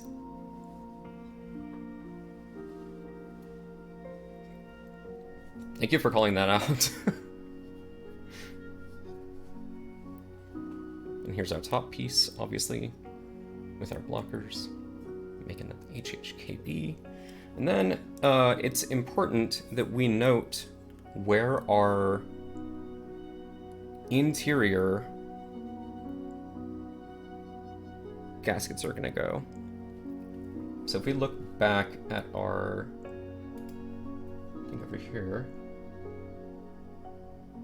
it said 1, 2, 3, 4, 5, 6. So basically the middle on the sides, and then where there's a screw hole right here and right here. So we're gonna go on the outsides of those screw holes. And then same on the top. Okay. So that will be on the outside of this one right here, on the outside of this one right here, and then outside. Z Rowan, thank you very much for the follow. So we can just start applying gaskets like a mad person now. I don't see any reason not to. I'm just trying to make sure that we have enough space for this all. Ooh. So I'm constantly having to like shuffle things around because my desk is not huge.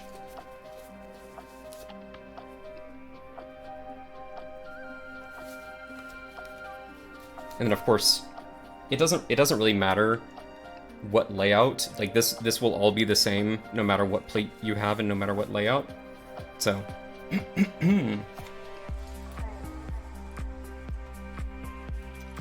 here are our big ones, and here are our small ones.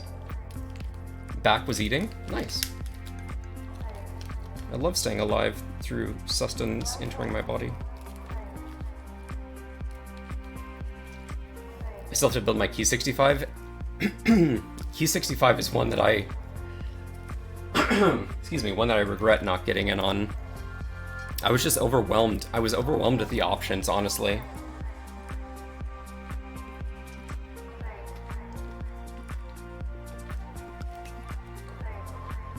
Because, like, so many colors, so many options, so many weight options, blocker options. Like, it was crazy, and I couldn't make any decision, unfortunately. And so by the end of it, I was like, I guess I'll just save my money.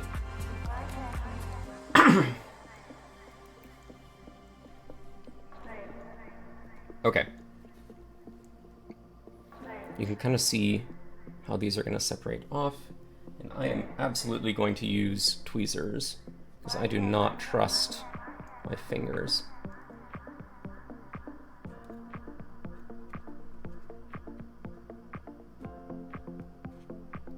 And we're going to be very, very careful not to crush gaskets.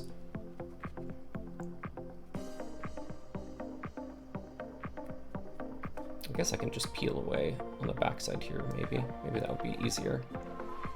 And then push it up through.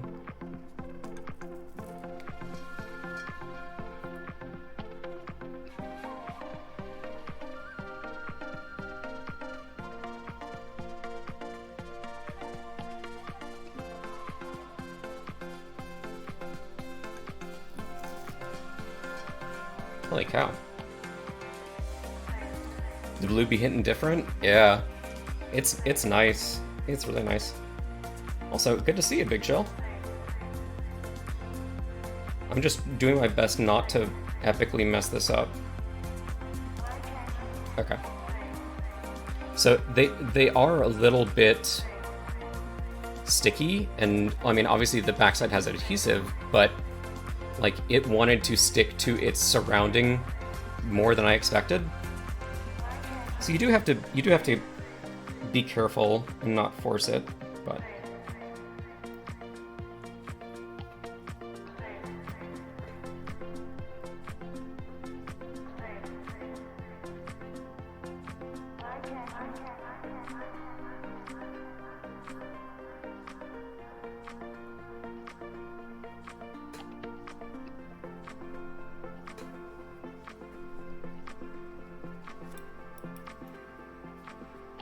I wasn't exactly sure.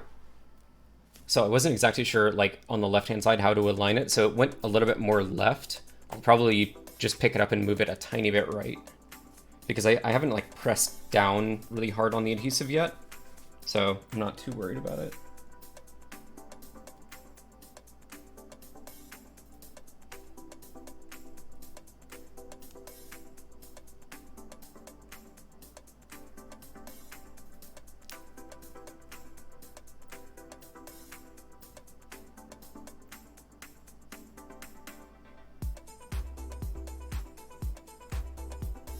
Okay, that was nice and satisfying.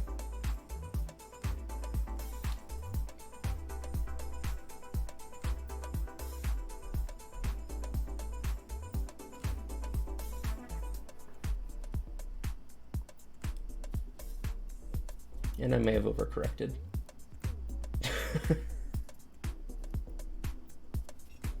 Whatever. It doesn't matter. I'm just a perfectionist.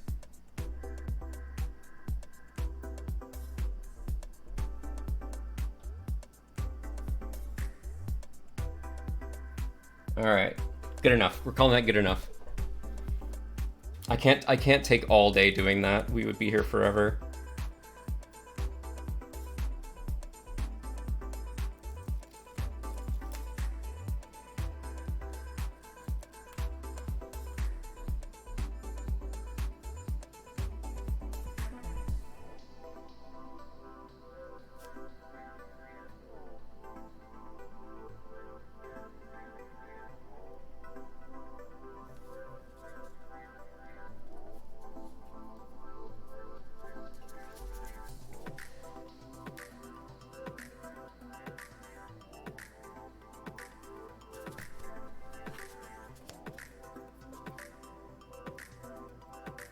If they had like little channels cut out for them, it would be a lot easier, but since they don't, I don't expect it to be 100% perfect, so I'm just not going to worry about it.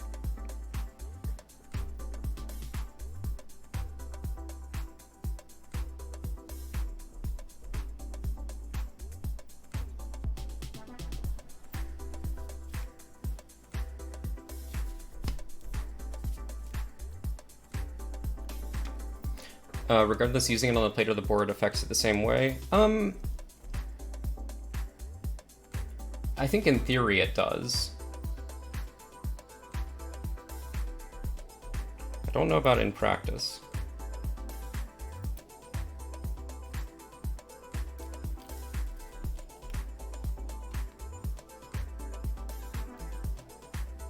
Because, like, adding channels like that into the plate adds massive cost. Yeah. No, I believe it. I believe it.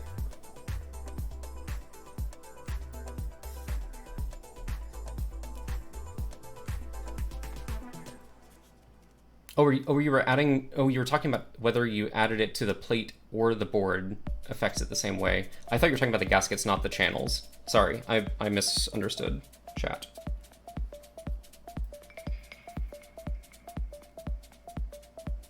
Because, yeah, like this, you're making, like, you have one plane that you're cutting out of.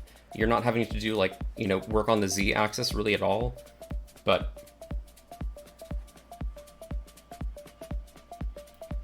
yeah, to cut channels into a plate would be very, very expensive.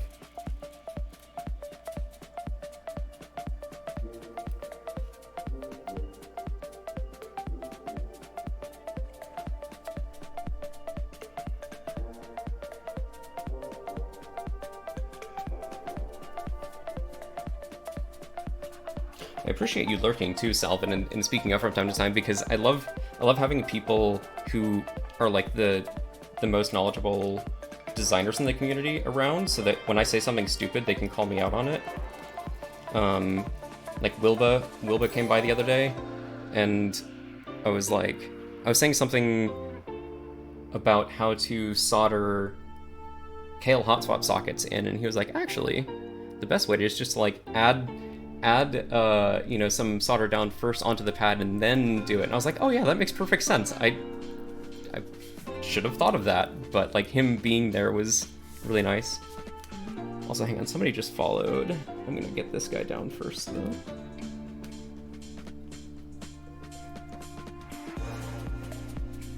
It was Raditz. Thank you very much for the follow.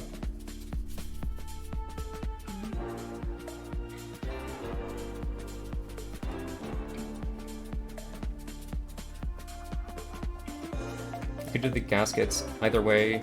Yeah, once you close the case, the pressure is applied to the gaskets being on the same plate. Pretty much the same. In terms of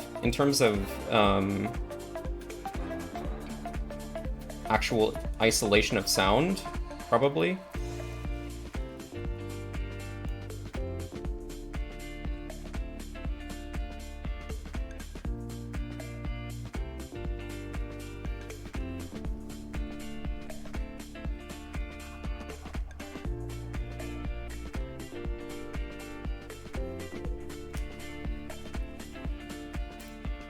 One good thing is AI3 stated that you could do the gaskets either way. Yeah. Sorry, I read that already.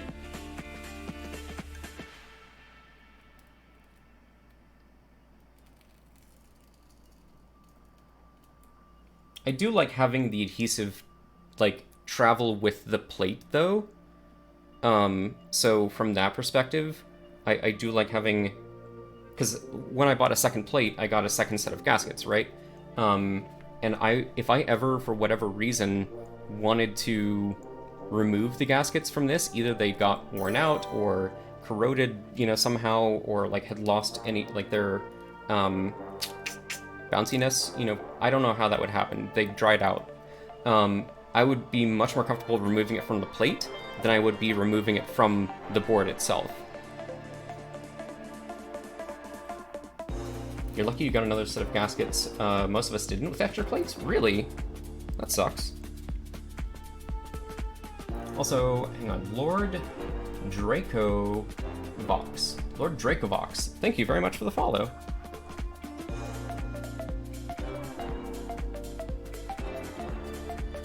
We are coming up on 1,000 followers, and I feel like I should do a giveaway or something once we hit that mark.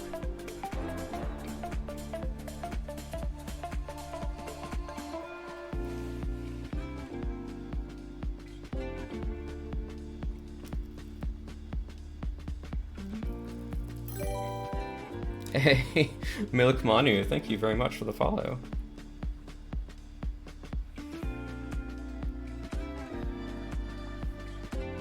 I'm a huge fan of giveaways here, especially because like there are so many people who want to get into the hobby that can't right now, that any way that I can aid somebody in their journey, I'm gonna do it.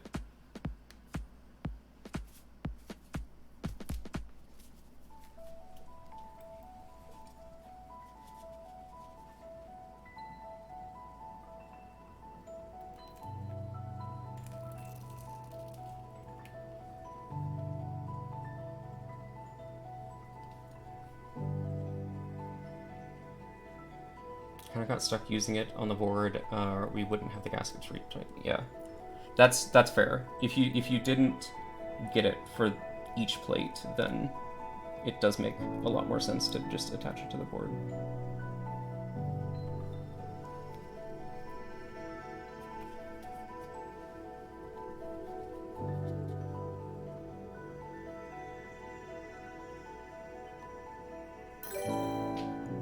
Hey, Beast Boy MK, thank you very much for the follow. Also, shoutouts to Teen Titans.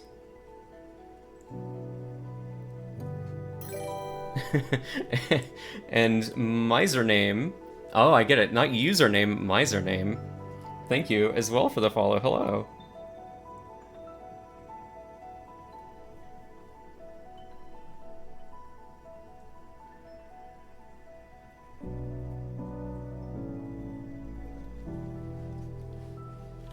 That is a very clever name.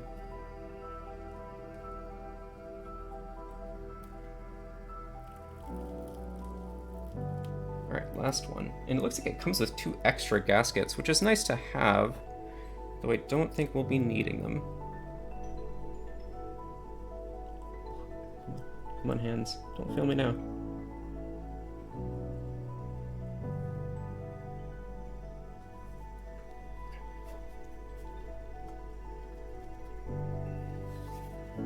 Holding into those gaskets. Yeah, I know, my hands are trying to get it like straight down. It's so hard for me. I don't know. Maybe I'll just drink some more coffee and we'll wrap around, you know, to like my hands jitter so much, but if I keep drinking, maybe it'll just reach critical mass and they'll become stable again. Probably because I died. Eh.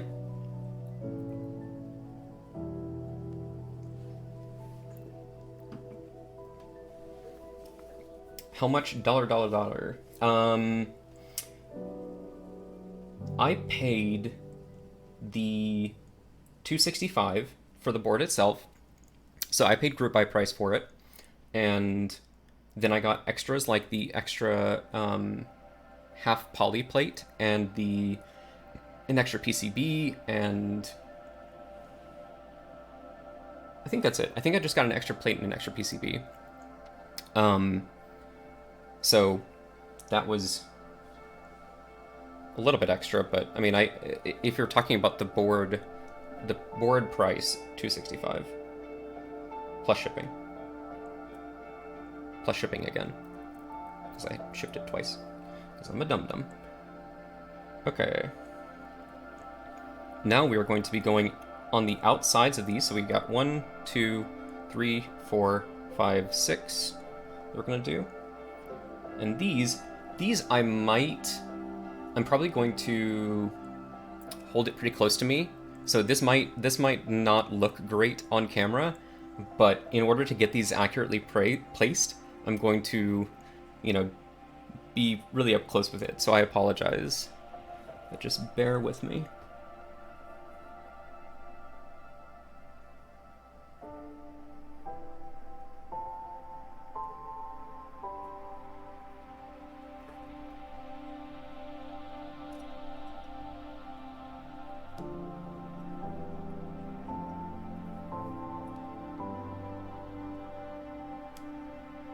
Okay, there's one.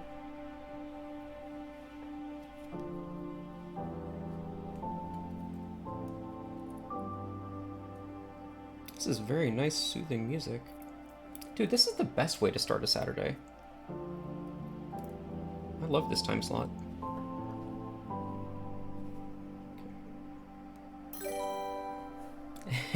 Hey, Kenyans.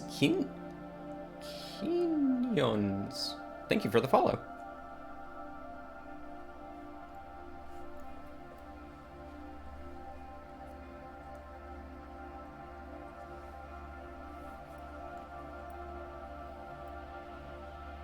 Or keen ions, maybe.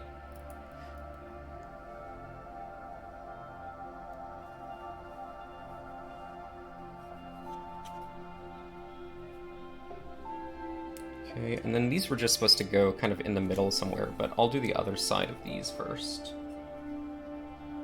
Ooh, Abbott as well.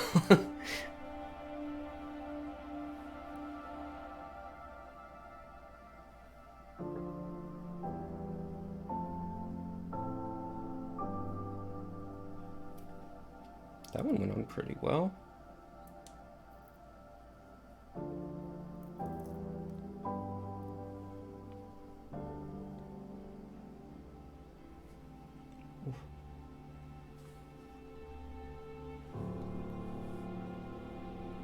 Okay, so we've got those 4 in. Those look pretty good. Now we'll just have to do the sides.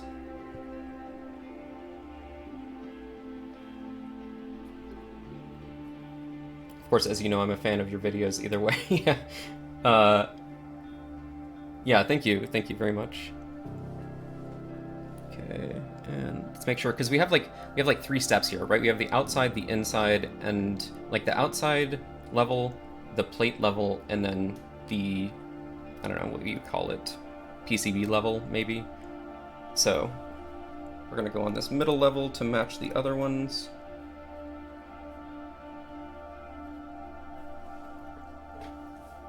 That's a little bit off center.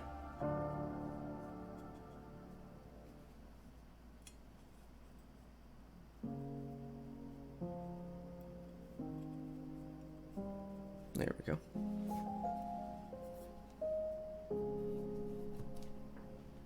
One last one, and then we are done with our gaskets.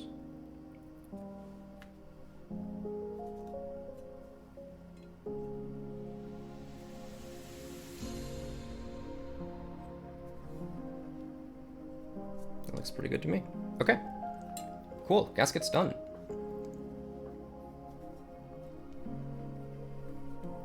Let us check back on our build guide just to be ultra on top of things. Okay, gaskets on. Shown. Set the complete top half case, or top case half aside. Repair the bottom case half. Install provided rubber feet. Case is not ready for assembly. Installing switches and stabilizers. We've already done the stabilizers. I guess we can do switches. This is interesting. Try a test fit by inserting the PCBs against the switches and pushing so all switches make firm contact against the PCB surface. Throw on some keycaps, type a bit, repeat with the PCB plate, foam layer inserted. I'm gonna insert the foam layer regardless. I don't think I need to type on it to know that that's gonna be my preference. So that's probably what's gonna happen.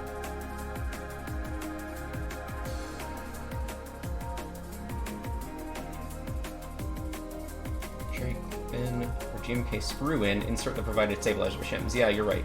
Okay, so review for the tube called this out, and I wasn't sure what the criteria was, but if I had read down to this part, it does say for GMK screw in, you're gonna want the shims. So I'm glad we did that. Okay.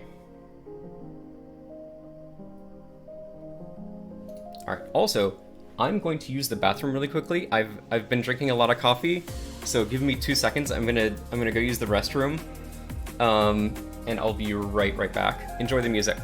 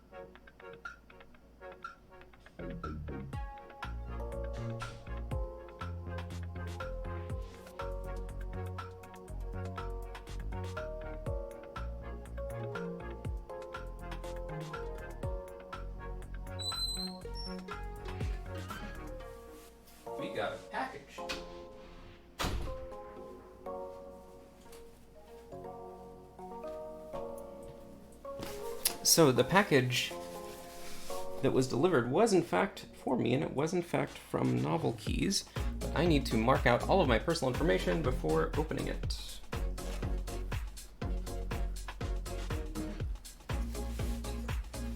Let's get a marker.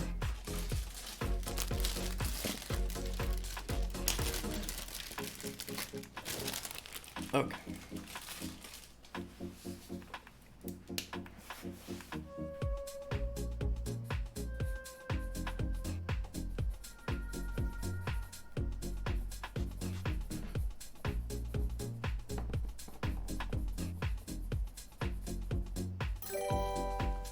Hey, a bowl of ramen.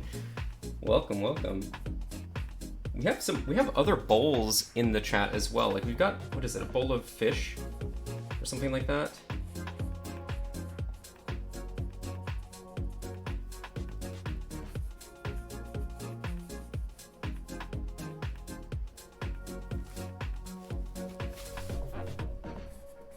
Oh, that's bad. Okay, apparently I can't mark out my address on that one because permanent marker doesn't stick to it. Cool.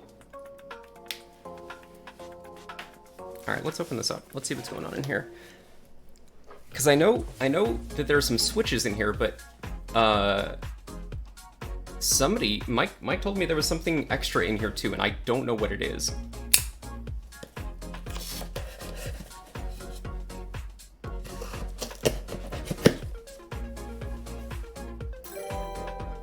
Tofu kit versus the NK65, which one's better? I really like the NK65. I like hot swap boards, and I don't know if... Does the Tofu 65 support hot swappable PCBs? Because I've actually never built one. I've built like 4 NK65s, but I've not built any Tofus. Also, Unselfish2 and Xenon, thank you very much for the follows.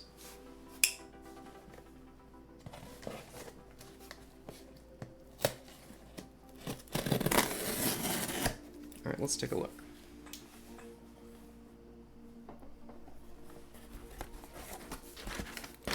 Hey.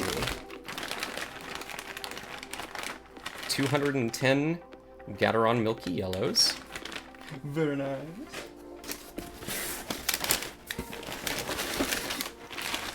100 Gateron Black Inks.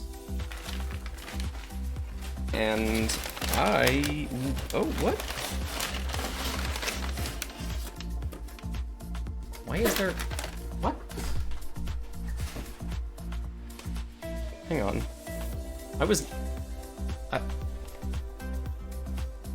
What is in this? Link, hello? Alright, hang on, I'll open it with you guys on stream here. I don't know. Mike just sent this to me. I don't know what it is, and I don't know why I was given it.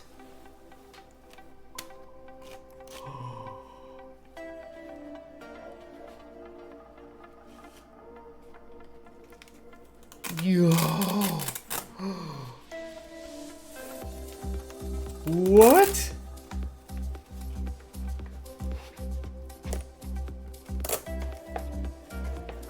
What?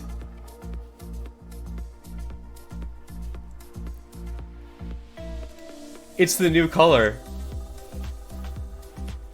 With silks.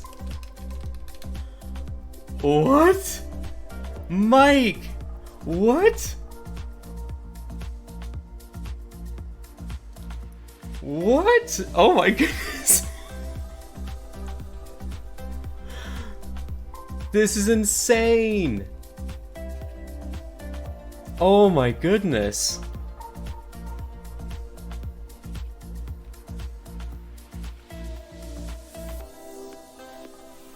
Oh my goodness. I've not seen any of these in the wild.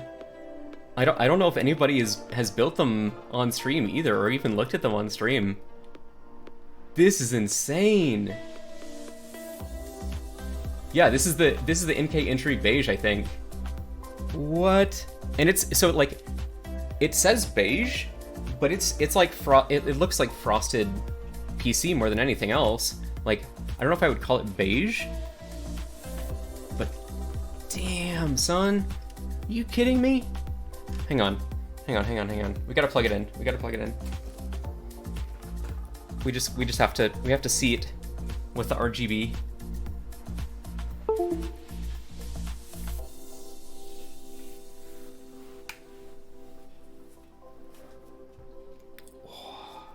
All right, lights off.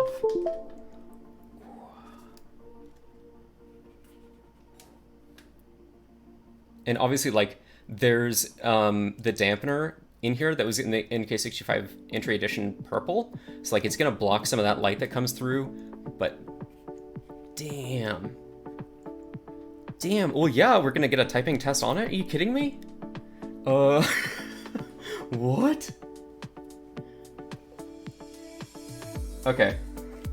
Yeah, we're gonna get a typing test on it. I feel like we have to do this in the right order though, because I started a Polaris build and I kind of got interrupted in the middle. But yes, we will absolutely do a typing test on it with the silks. Holy crap, Mike. Holy crap. That looks different than the picture that Novelkeys posted on Reddit. Yeah, I'm really interested. Actually, if you want, if you have the picture on Reddit, just like, I'll permit you, and you can post the link here.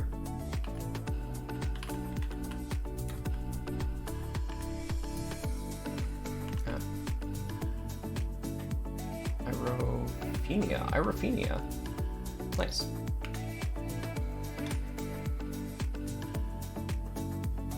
So like that's what it's gonna look like. If you can find it in the next 60 seconds and post it, awesome. If you can't find it in the next 60 seconds, just ask for permission again. I don't have the link, but have the picture saved. Okay. You can post in Discord then. What the crap, Mike?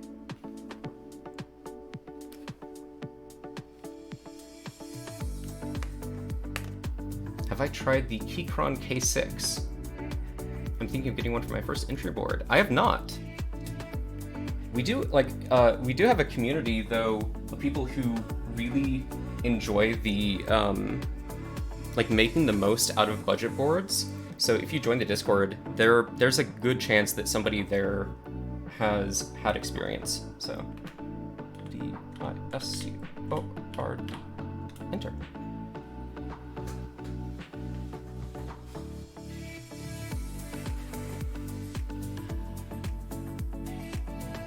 Okay, so we do need to add the bump-ons here, and then we can reassemble the case.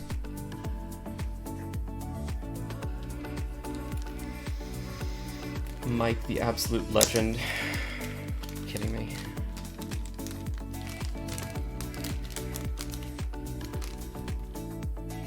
Your normal NK65... No, the NK65 does come with RGB. The base plate, or the base PCB does have it. It's just that the aluminum edition, so the black and the silver, like, it doesn't show it through the case very well, but if you have switches that are shine through, it'll be much more noticeable. So anybody that has like a clear housing.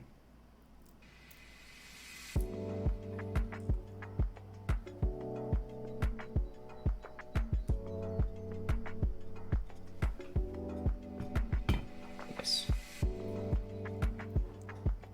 What is the big difference between the V1 and V2?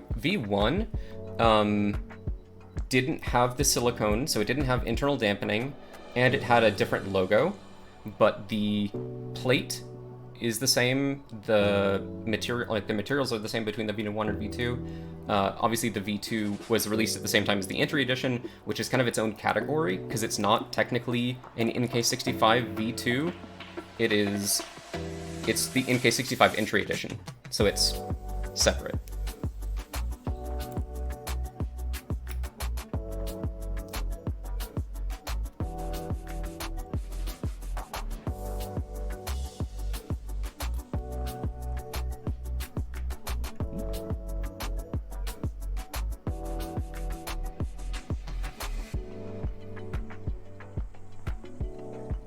And the logo of the NK changed. Here, I can show you. I can show you the old logo. We just took a look at the new one, which is novel keys with the underscore, but this is the old one. And those are all my fingerprints from lots and lots of use and lots of picking it up and putting it back down. And this is actually a custom piece of material that I cut. This is toolbox liner that I cut for the new NK65s just to see if you could actually add any additional thickness along with the silicone, but you can't. The silicone already fills enough space that it doesn't need it.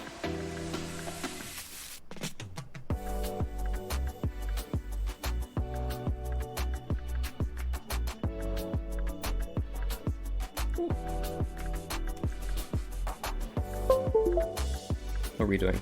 Bump-ons. Have you built a KBD67? No, actually, if you get one, or if you're looking for somebody to build one, I would be happy to do so.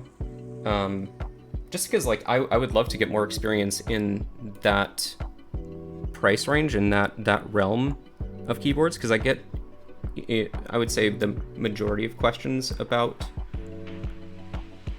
things like the KBD67, 75, etc.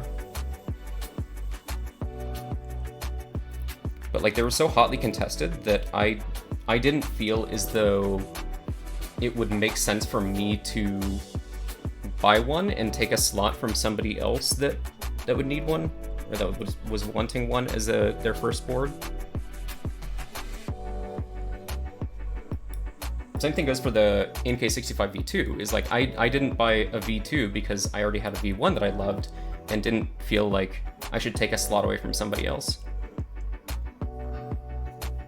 I actually want to pick up that beige entry edition. Yeah, get that for my wife. When's that going to be on sale, the beige edition? I have no idea. Like, I was completely surprised by this, so I honestly, I couldn't tell you.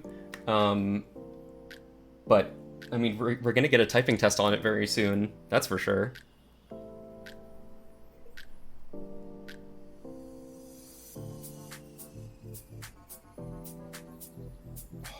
So heavy. On the site it says August? Okay. Right, there's no reason we can't put... Just to go back to our little build guide here. There's no reason we can't just put it all back together, right?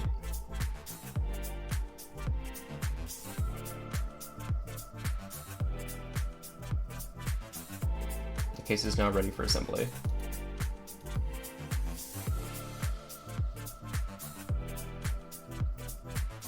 I'm gonna wait, actually. I'm gonna do the plate and switches first, and then we'll reassemble everything. Oh yeah, so it does actually say down here that you're gonna put the weight in after. So I don't know why it says the case is ready for assembly. I don't think that's entirely accurate. Okay, but we have stabs in. Now just snap switches into plate. Sure. So we can start looking at our layout and kind of imagining what it's going to be like.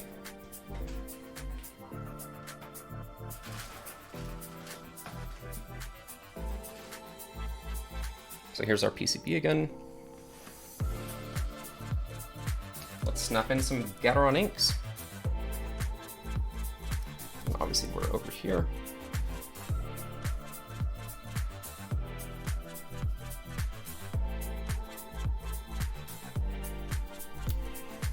And somebody had said that like filmed gateron inks were gonna be really, really tight in the plate. And so far, no. It does not feel too terribly tight in the plate. So I don't know where that's coming from exactly.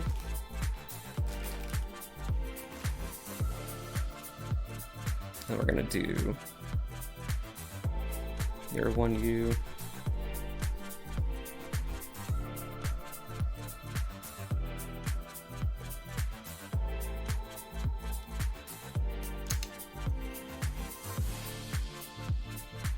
Oh, it's because that one was enclosed fully.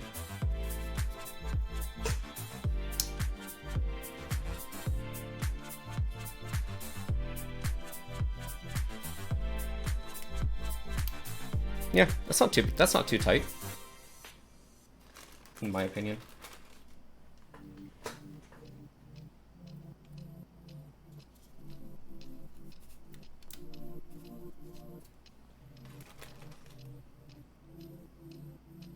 No. Yes.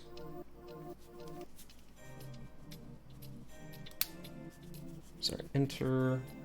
Now we're going to have our 1U function key over here.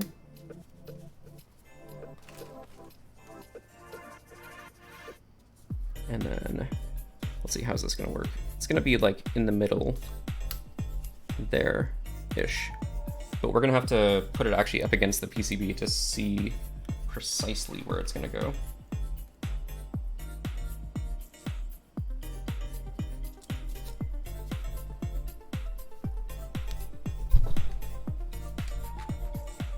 Sorry. How's the build going? Got distracted? No, it's going really well. I don't know if you missed the part, but we got a mystery package midstream, and I opened it, and it just happened to be the new NK65 entry edition in beige, which hasn't been released yet. So that's what happened.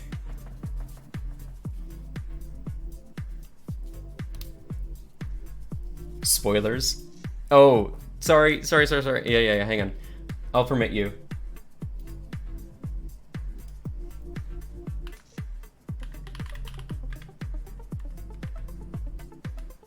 Alright, there you go.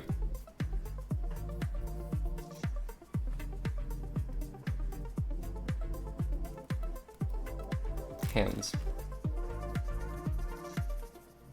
Now let's put one just up top here.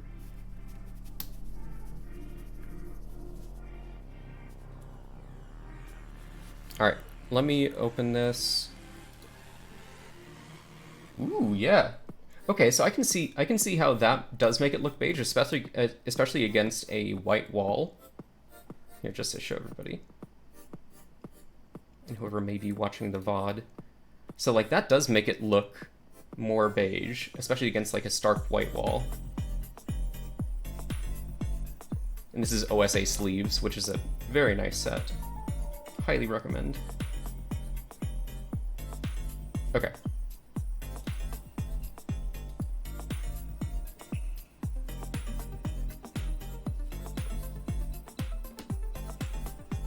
So essentially, this is our layout. And then you might need to be moved a little bit.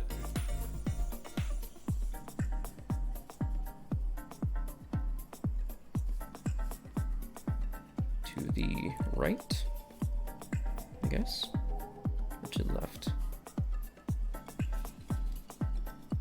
We're gonna save this one for later in the process. How about that?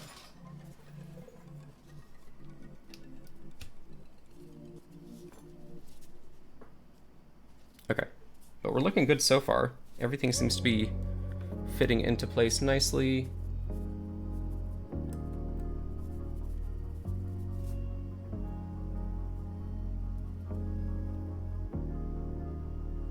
Looking good. Obviously, my lube heavy fingers get everywhere, and that's why you're seeing these like awful spots, but it's whatever.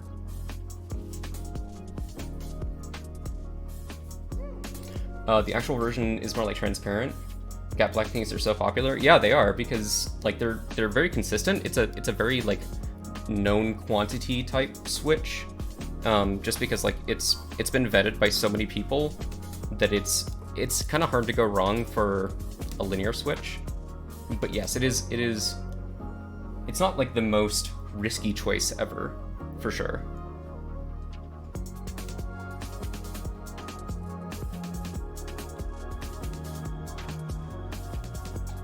But by the end, I will let you guys be the judge as to whether or not it sounds good.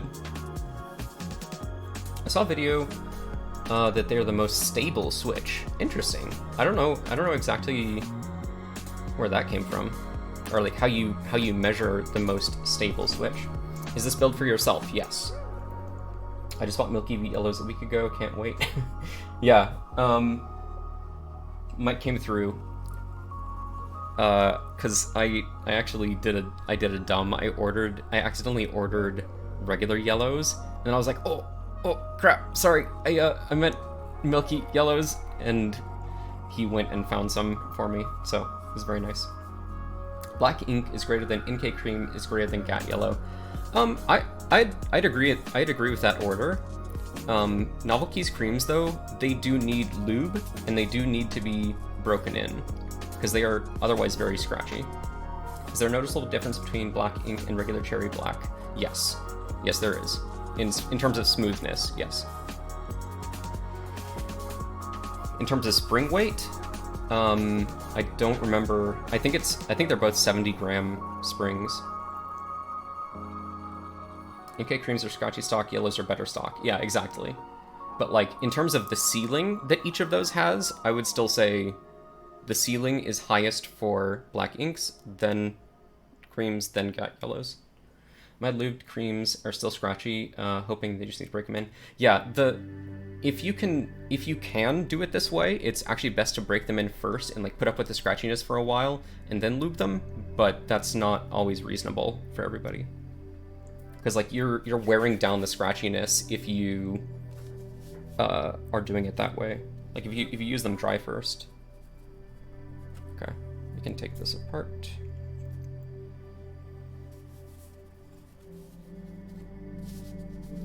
Put in some more switches, and then we will lay in our foam and see what we're like there.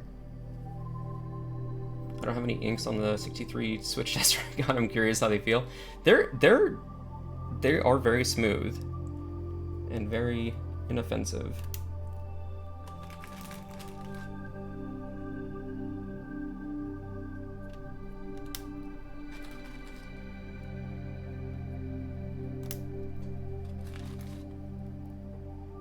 And unfortunately, yeah, I mean, the only way that you can really get exposure to switches is either with a switch tester or with, you know, like at a meetup. And obviously meetups are not happening right now. Except in, like, New Zealand.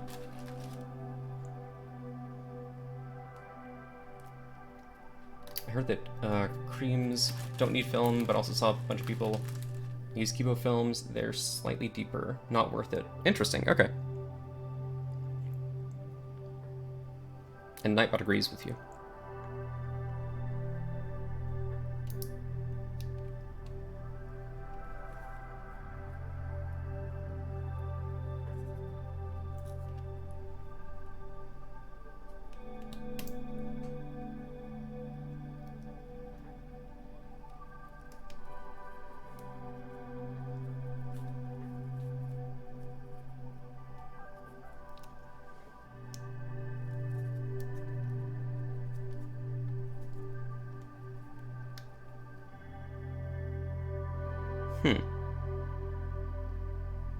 This one's a little tight.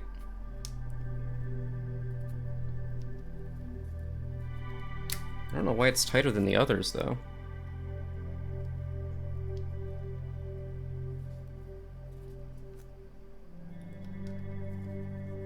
It just doesn't want to go in on both sides. It'll go in on one side, but not the other.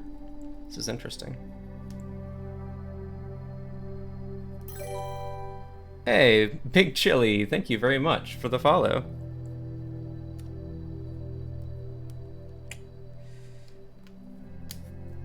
Okay, there we go. It just took some cajoling. I got the KBD 67 restock email this morning. I thought I wanted it, but decided against it. I think I should take it slower. That's a really wise play. There's so much hype these days around keyboards that it's if you can take it slow, I suggest it.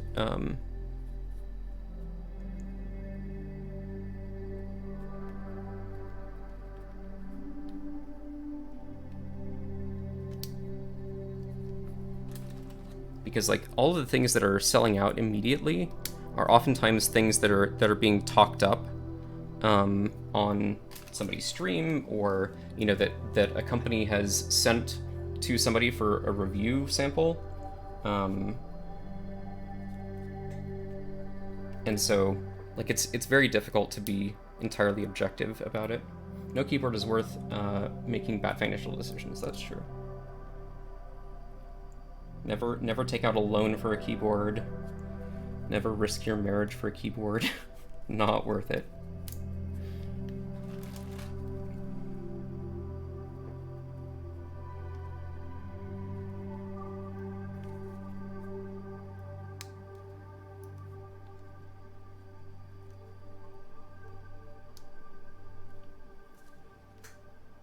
Yeah, some of these are kind of tight, but not awful.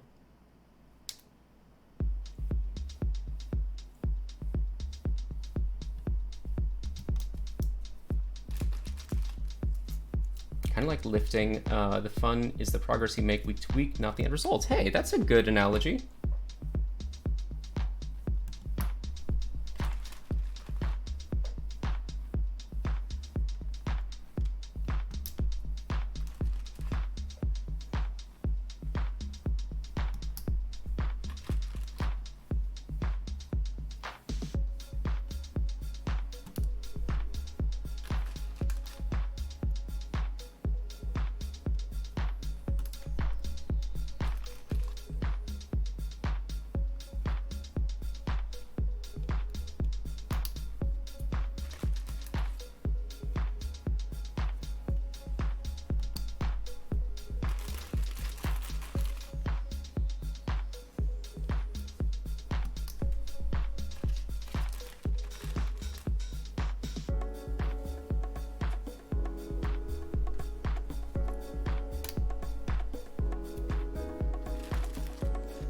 Start with the tofu. A year and a half ago, exploded to a collection. A few more mid-tier. Now I have a 7V. Ooh. Maha and a few more oh, and a few bears on the way. What? Ooh, a few bears. Jeez.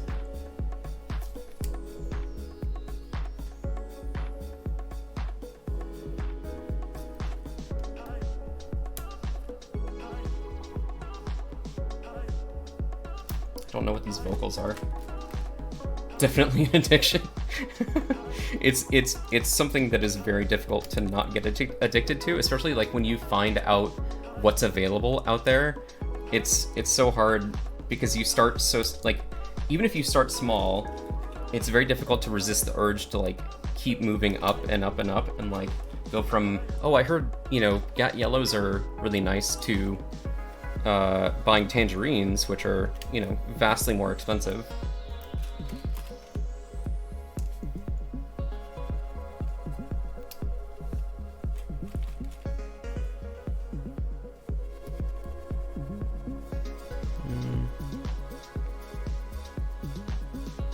Are you gonna behave?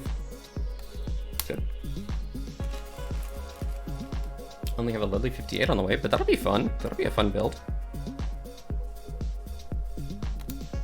It is another thing that I am not super familiar with, or I would say I'm not a connoisseur of like ergo boards and split boards.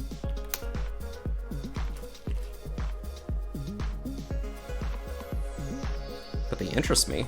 It's just I don't have too much experience with them. I have a Space Gray Polaris. It's nice. Oh, ooh, hang on. Oh, Space Gray is the what do you call it? I forget the exact color, but I think I know which one you're talking about. I went for Blue Gray, and it's not exactly what I expected, but hopefully yours turned out like you'd like it.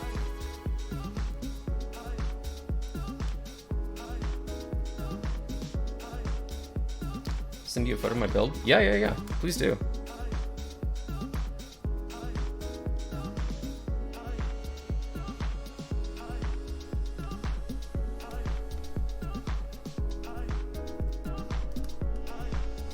All right, some of these are being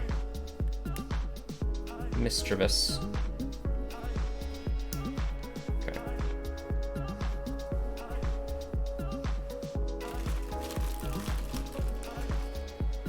But yeah, this is going to be the HHKB, and I'm very excited. I feel like I see fewer HHKB Polarises than really any other style.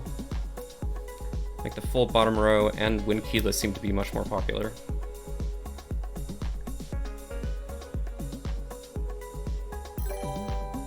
Hey, Tosco, thank you very much for the follow.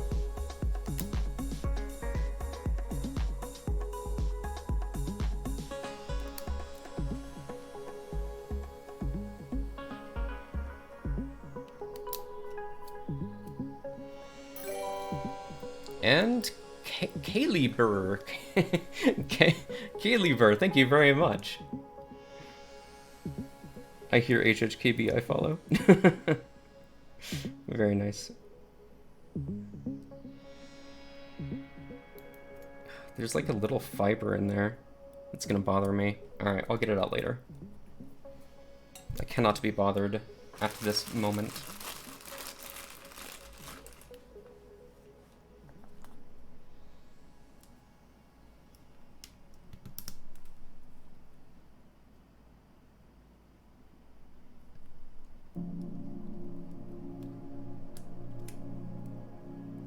But we're very close. We're gonna use the foam too. So I'm curious how tightly the foam fits between the plate and the PCB. Whoa, what the heck happened there? Hello?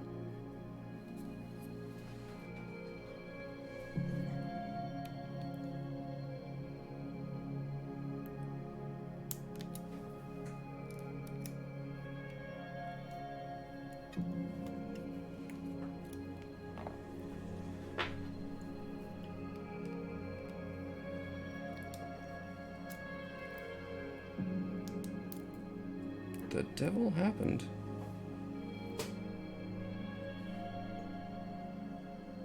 Oh, this might be the loose leaf thing, where the leaf... yeah, I think... Okay, so I think what happened here is that since this is the gateron inks that has the loose leaf issue, when I pushed up, I must have accidentally hit the leaf, like this pin, which is attached to the leaf, and then pushed it up so that it kept the stem down. So I think the switch is fine, it's just that we're gonna need to be extra careful with it.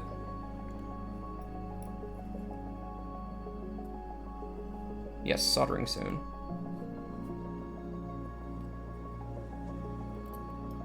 Ooh, that's actually kind of mangled though.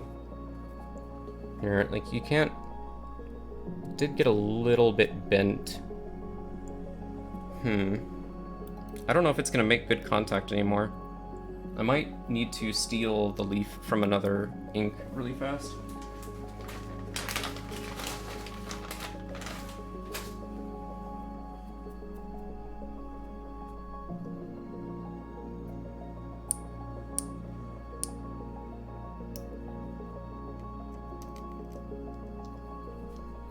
Is this mine or Kleina? It's for me.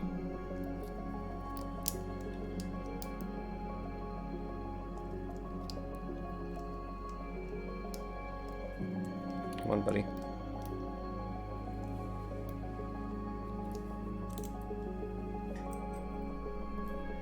And like, I want to use this stem and I want to use this housing because they are already lubed but also broken in, and these new ones are not. So what I'm gonna do, I'm going to take you, transplant this leaf into here.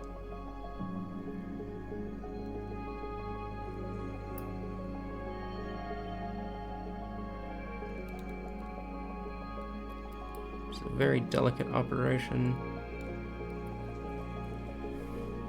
which I'm gonna have to do up close to myself so I can actually see.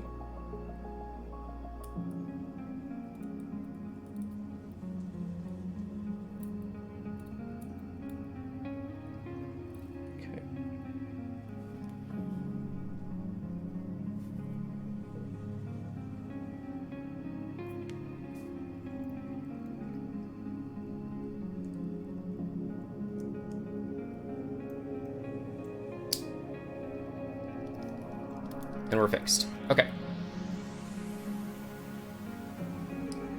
Preoccupation mode. Any good keyboard? No. No.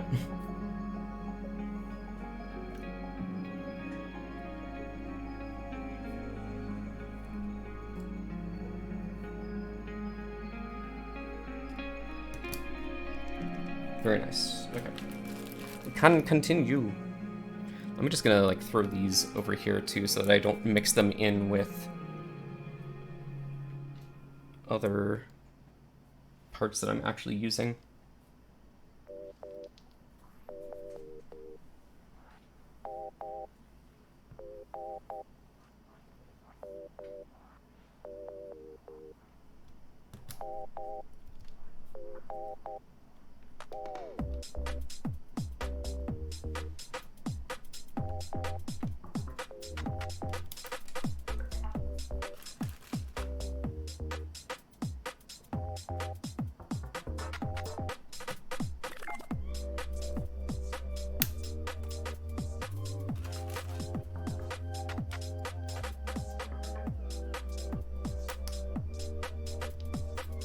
All right, 2 more.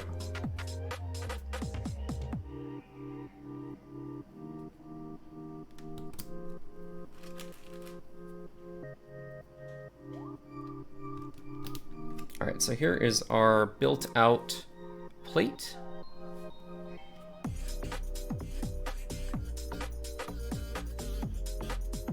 And now we get to see kind of how this foam plays into things.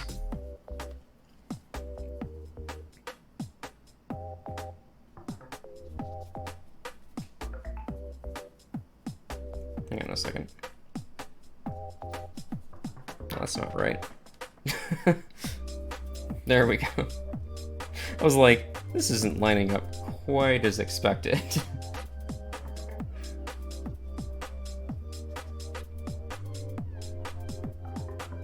So like that, essentially.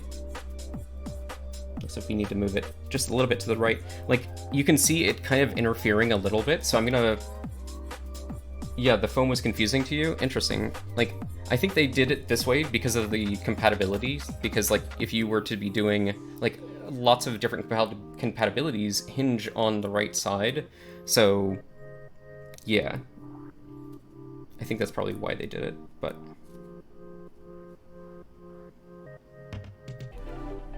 so let's see, this is our enter key. So we're gonna do like this.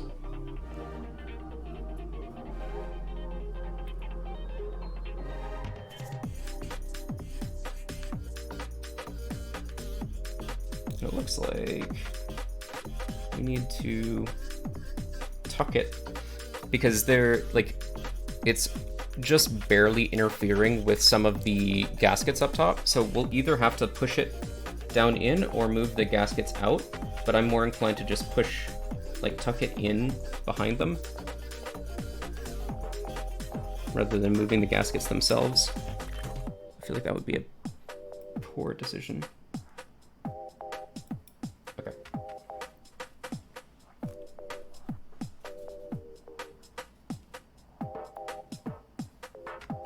F?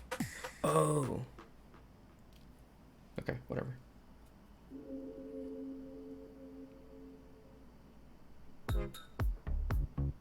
Let's take a look here. See how we did. There's some that are going to need to be aligned better just because the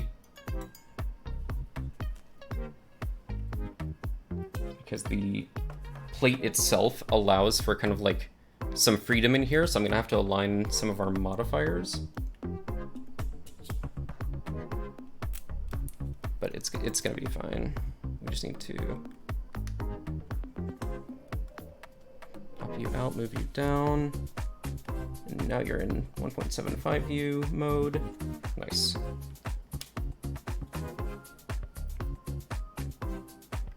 You're ANSI. You're right. You're wrong.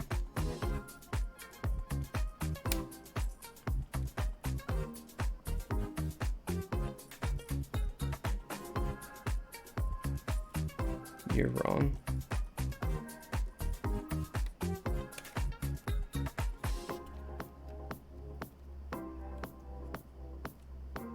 Is that right? Hang on.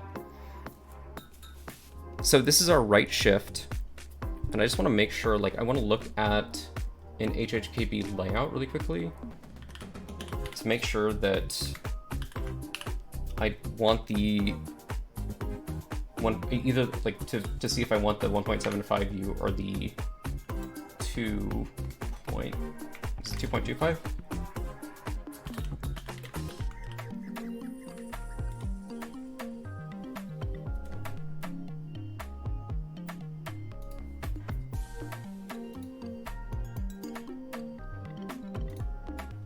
So this is what I want, which is the screw you. No, go away.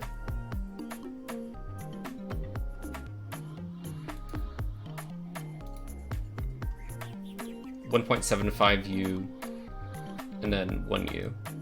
Right. Okay. Because on the back, hey, Faux Roman's here! Thank you for the 65 bits. So the 1.75U, you can actually see that it's marked for it. This is, by the way, this is so nice. PCB makers, keep doing this, please, please, please, please. You can see that it's marked 1.75U there when you're 1.75U mode versus 2.75U mode, which is over there, and would be stabilized. So, right, like you can see the holes for the stabilizers here and here, but since we're not doing that, we're gonna move him all the way into 1.75. I did stepped caps because it looks better. I think stepped caps looks better, but since I plan to actually be using the control key in that position, I want the full key. And I want it like closer in towards where my pinky will be reaching for it.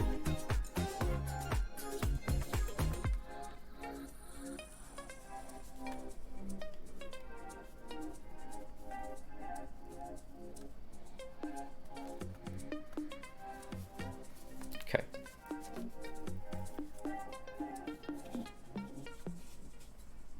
Are we done? We're certainly close.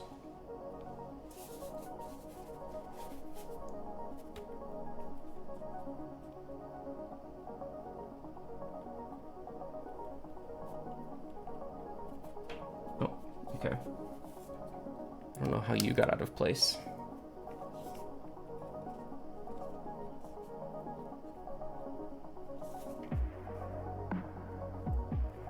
Ah, he just keeps sliding down. That's weird.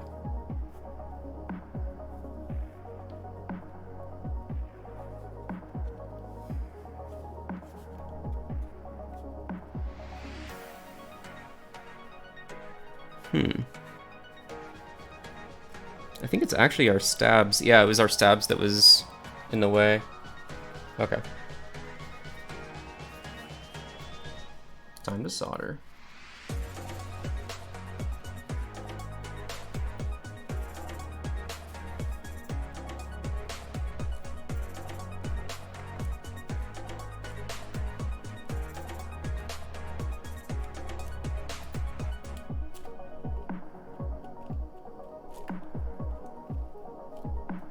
Sorry, I had to wait for the drop to say something dramatic. But I think all of our pins are looking good. And you're gonna have to, okay. You guys are gonna have to be test, whatever they're called, guinea pigs. Because I have my fume extractor here, finally, because people kept criticizing me for not using it, and rightfully so, but it was on smaller builds, so I wasn't that worried about it. But I have it here now, and I don't know how it's going to affect the microphone, so it might be super, super loud, and if so, just let me know, and like I'll watch the VOD of this, and hopefully we can figure out a configuration that works, where you guys can see and hear and everything all at the same time. So.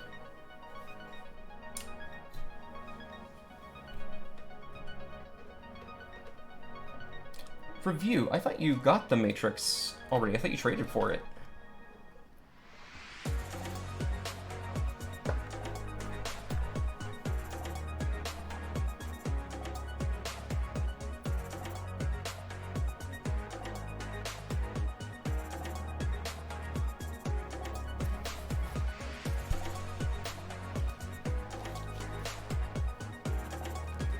Okay, we're getting a little cluttered here. I apologize, but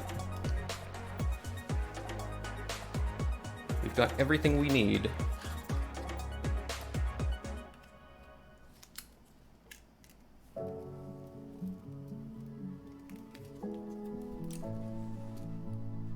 And 680 is kind of hot. That's fine.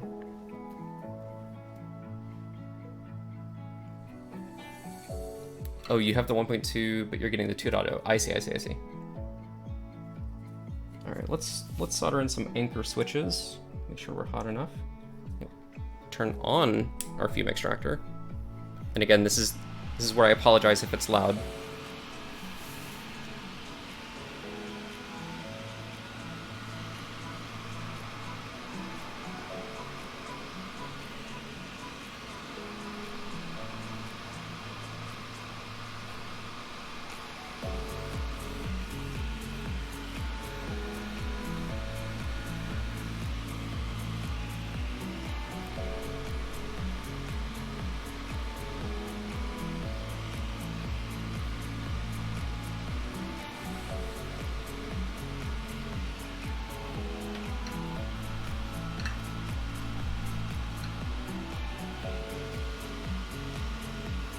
Don't forget to hydrate. Thank you, Nightbot.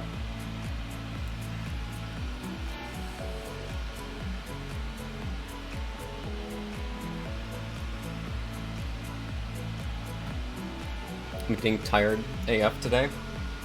That happens some days to me too. But hopefully this stream is nice and chill and you can relax and not worry about all of the crap the world is trying to put on us right now. This tip is a little big for this. That's fine. I'll make it work.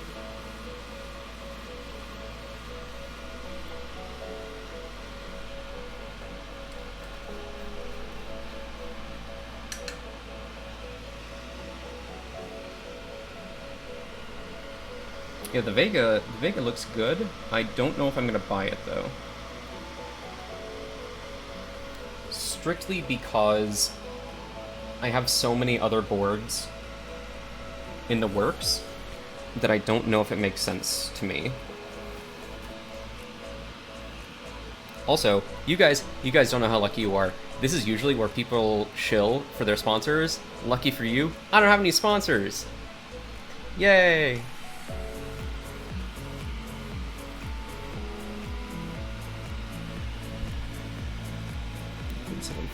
Yes.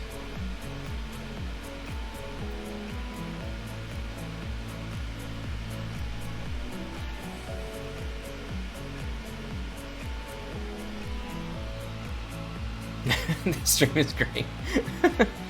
I'm glad you're enjoying it. I really, really, really am.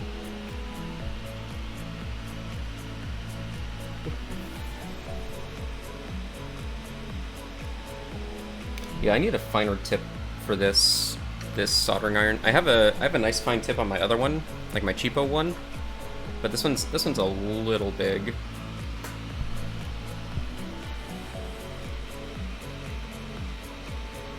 But I use this for all kinds of stuff, not just keyboards. I'm also very interested in cars, and you know that requires some soldering from time to time. Other electronics, just fixing random electronics. Alright.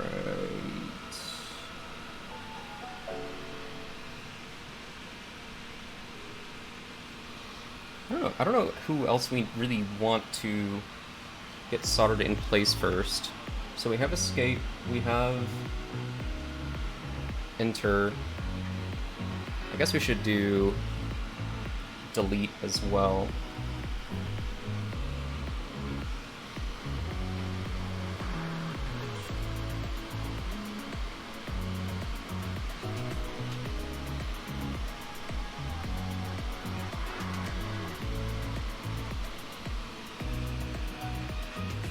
else.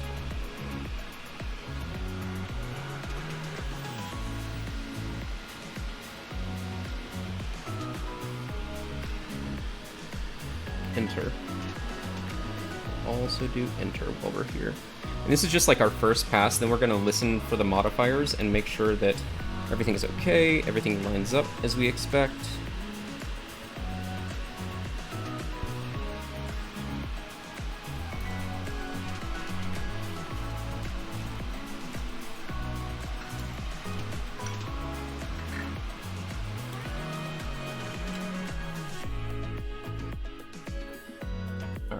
Let's get some keycaps. And I actually already know which keycaps I'm gonna put on. You guys can, if you disagree with my opinion or decision, you can vote and we can pick something else, but I'm actually gonna put GMK Oblivion. Also say hi to our very friendly Light. Hello. This is GMK Oblivion, and the reason that I said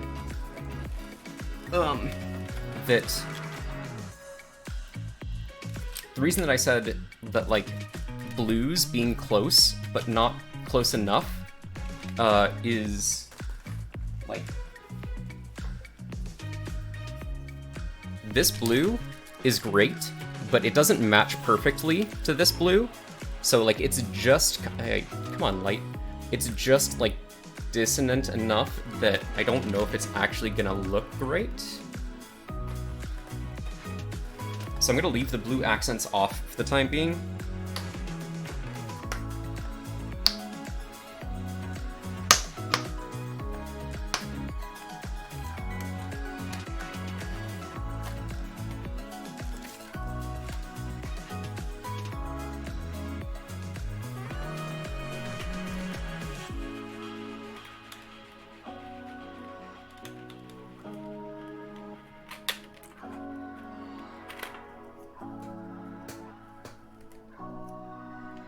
So here's our control. Nice.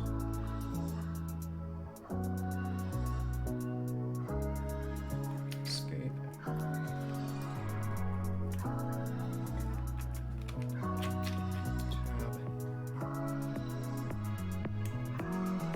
Hopefully I actually have tab soldered. Do I?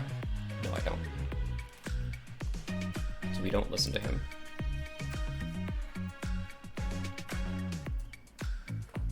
We do need our 7U spacebar. Then where's our big delete? I guess we can just use this instead. This is our backspace.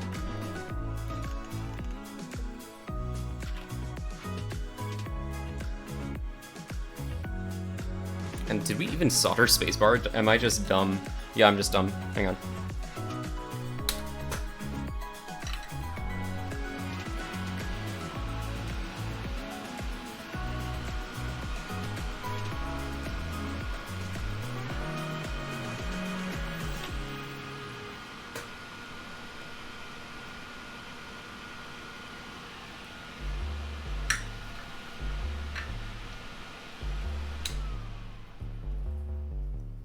Bento group by, do I join it? If you like the colorway, yes.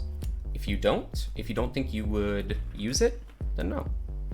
Yes, these are Gaddings, correct. We also need to open this up because I've put this on 6.25 layouts. But yeah, everything's preference. I would say never buy as an investment. Never buy thinking, you know, oh, if I don't like it, I can just flip it. Or, you know, hey, worst case scenario, I sell it for 400 bucks. Like, I would say that's a poor approach. So try to stay away from that if you can. Just buy it if you like it. Were the Gaddings tight in the plate? No, they weren't, which is interesting because I had heard conflicting evidence this week about whether filmed Gat inks were worth it or were not worth it, or if they were going to make it too tight to fit into a plate. And these are fine. I've had no issues with them.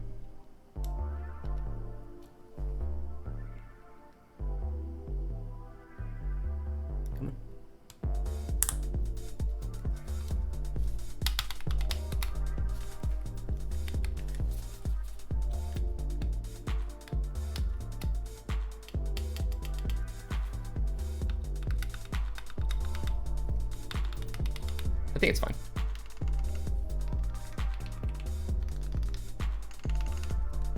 Yeah.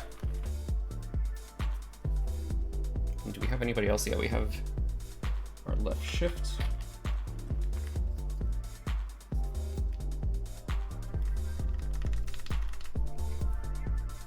All right, and now we can pause, or at least mute the music so you guys can hear what I'm hearing. Right, okay, so got our backspace, our escape, control, control, shift, and space. So I think it sounds pretty good. Escape sounding good? Yeah.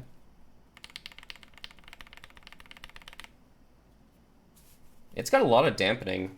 Like I wasn't sure how much dampening it would provide, but it sounds good. I didn't know inks can get broken in. Yeah, anything can get broken in, because there's a non-zero. There was a little rattle with the spacebar. I guess I'll take it out. That would be a pain though.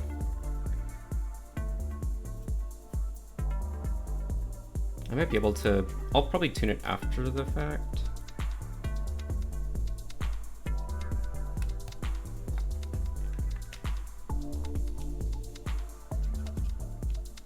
Or I can actually just add some lube to it right now. Might be the brass plate, maybe. But like, if you look, okay, look at this. Well, no, you don't need to look at that. It's just like there is a lot of like left to right slop in here. So like, I don't know if you can really see it, but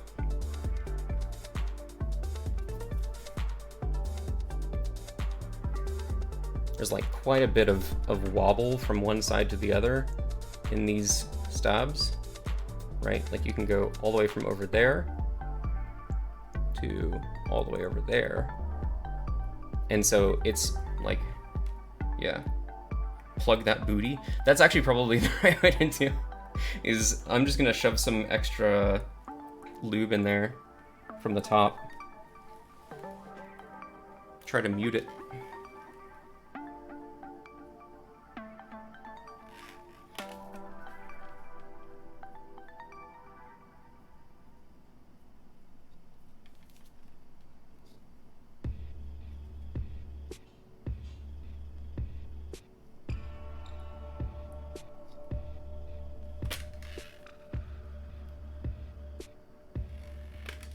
Because I tend to go lighter on my stabs than I probably should.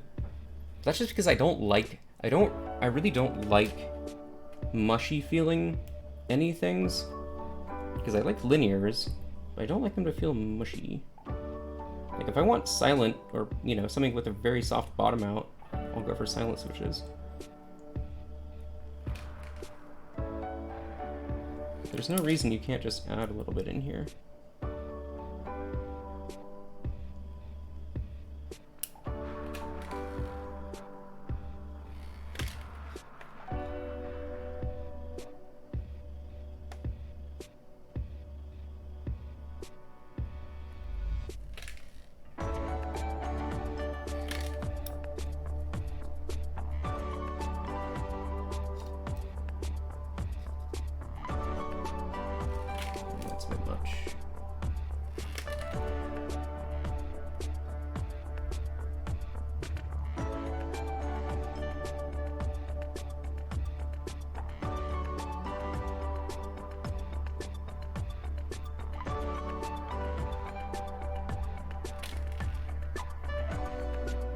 You're not mad at me? Why would I be mad at you?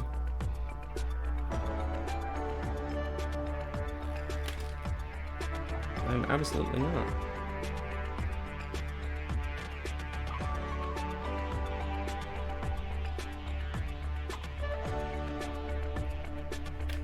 Okay.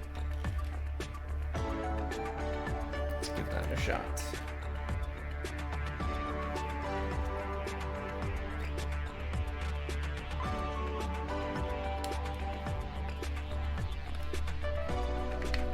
Oh, that's better. Yeah, that's better.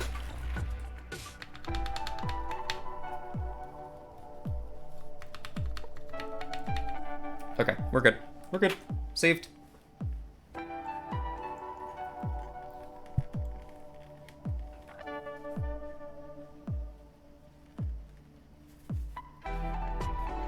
Alright, let's get back to it.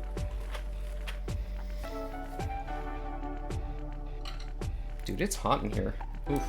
Having a soldering iron on, having the lights on, ooh, it gets toasty in here, for sure.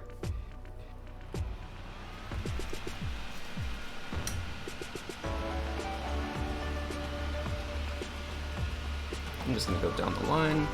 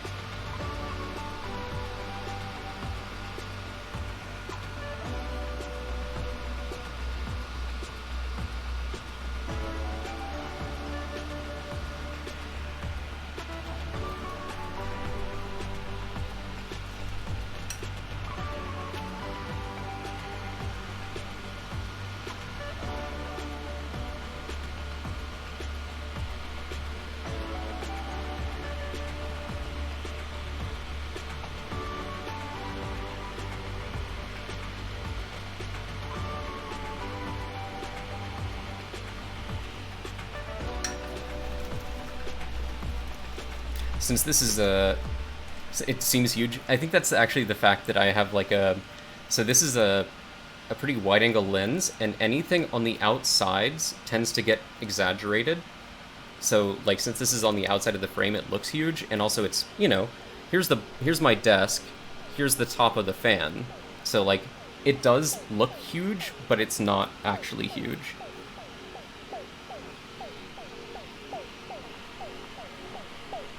So I think it's really just the lens playing tricks.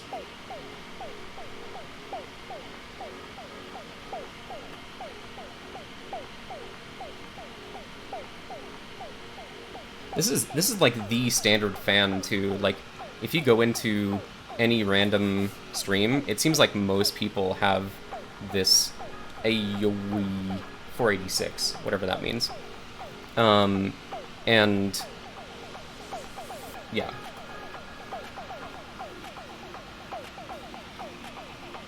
It's fine. It's fine for what it's meant to be. Seen mentally with it, yeah. There aren't a ton of great options out there, honestly. I'm considering building my own, because this is so loud. It does not need to be, right? Like case fans for your computer are going to be much quieter than this. Come on. Fill in. There we go. Say the name again? No, I don't know what it's called. Avis, thank you very much. Yeah, tell you how he uses the PC fan? Yeah. Because like I've got some big Noctuas and stuff. Like, I've got case fans I could just dedicate to this. There's no reason not to. Oh, hang on. You're a sub. I think you can post links.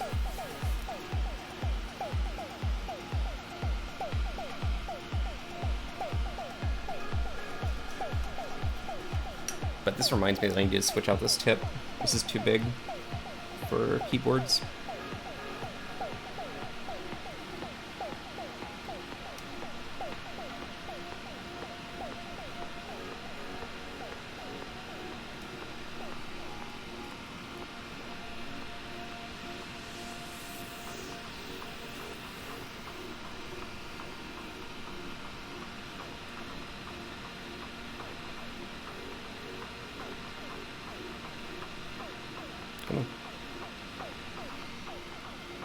Is recommended to be made by Andy Wynn, fairly quiet. Okay. I mean, I just bought this one not too long ago, so I'm probably not going to. Oh, okay, yeah. for 40 bucks. I'm probably not gonna buy another one anytime soon, but if I make one from parts that I already have, you know, that seems like something I might do.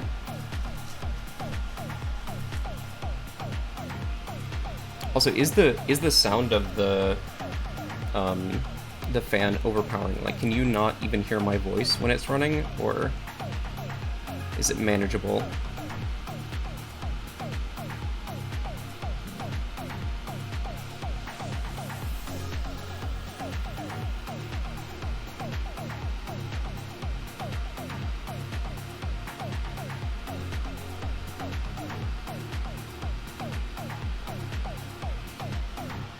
I sound fine? Interesting. Okay. Cool. That's good to know. I thought it was going to be like a major distraction.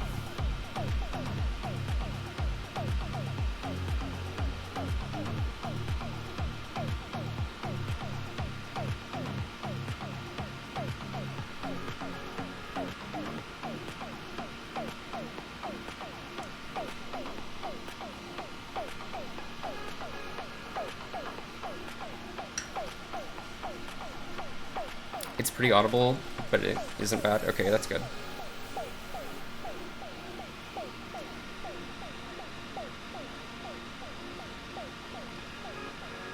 This solder has so much flux in it.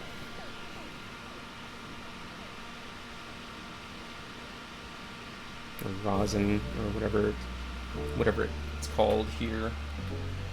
What is it?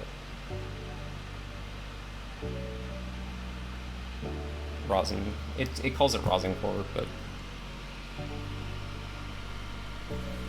it's just like, you can see, like, the solders themselves are fine, but then you can kind of see, like, that area around it where it's kind of bubbling, and that's just the rosin. Oh, the music covers it up. Good point. Good point.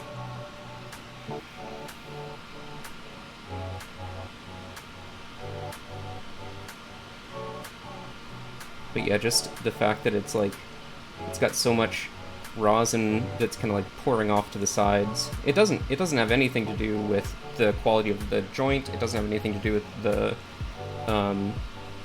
connection, anything like that. It's just kind of gets everywhere. I need a loop station so bad. I actually kind of do too. The one that I use is pretty awful. I got it from AliExpress, but like since then, the ones that come with a spot for your stems and a spot for, you know, your switch housing tops and everything is so much better. Also, camera is freaking out, man. Calm down, bud. I'm just gonna put it in a manual mode for a while.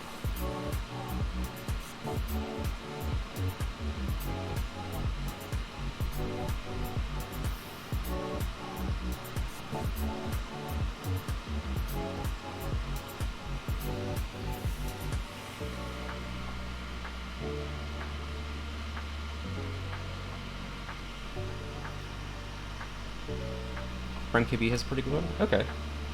That's good to know. Also, like, Clavier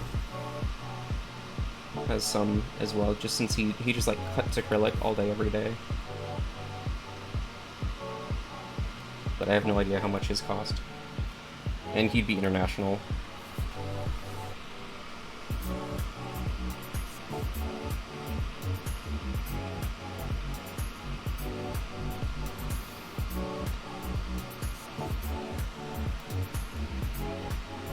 I would love a Clavier one, but wouldn't. Yeah, that's fair. That's totally fair.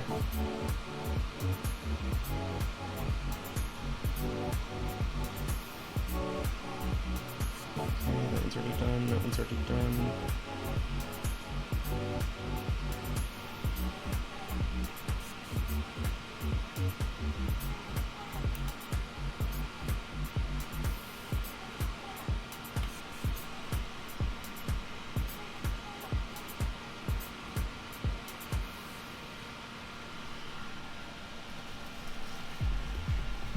Stabs from Switch mod like 3 weeks ago. It still hasn't shipped. Wait, from a Switch mod? Interesting. Not many people order stabs from Lubed. I feel like his main thing is lube. He is the lube goblin.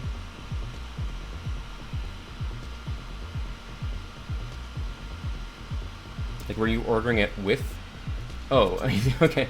Switch Couture makes more sense.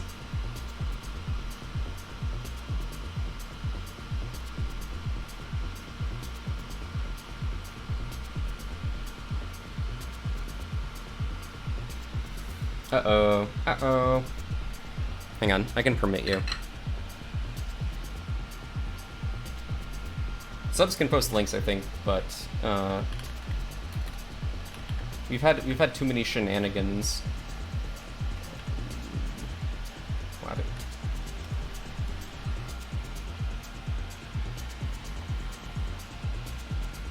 People come in, they post their SoundCloud rap link, and it is not okay. Still in stock? Oh, okay, nice. Yeah, the one I have, like, it has a spot for switch bottoms, but, like, that's it. And it helps me, like, it's still better than nothing. It still helps me keep track of what's going on. But, obviously,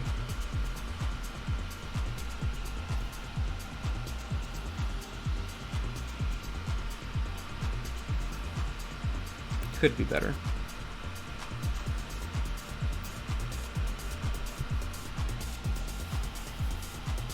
Does the loop station come with legs? That's a good question. I don't know. I assume not.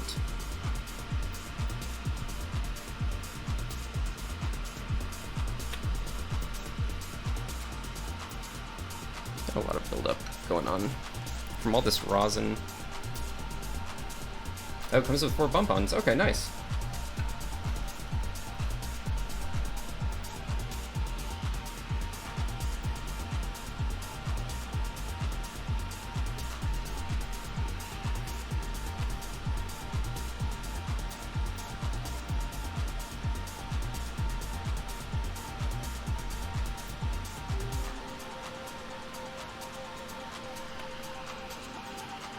Okay, you're done.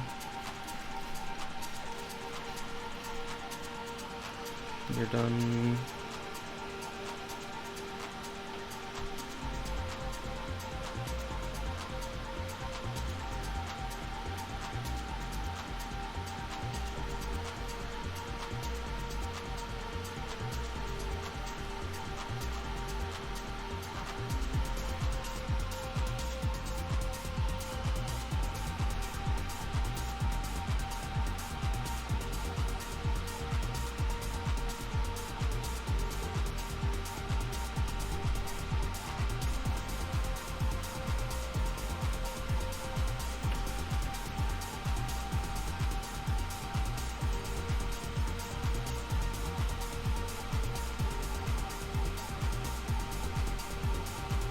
Sorry, I'm just trying to go fast through this bit, because it is not terribly interesting, and I have to have my eyes on it rather than on chat, unfortunately. Which is why this usually makes such a great sponsor section, is because, like, you can just shill from memory, not have to look at chat, but...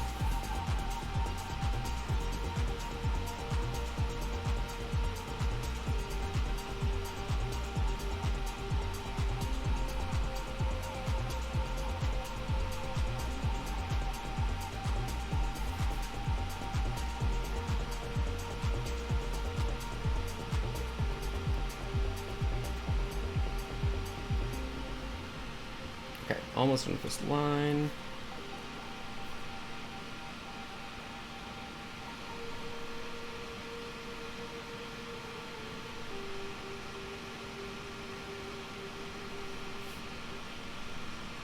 And I did test all of these switches, because since they're broken in, like, they have been tested, but, like, it's still obviously going to be tested again after soldering them in.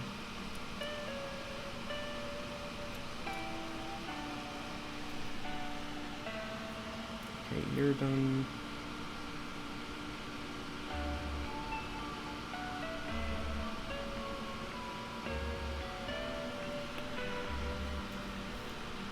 You're done.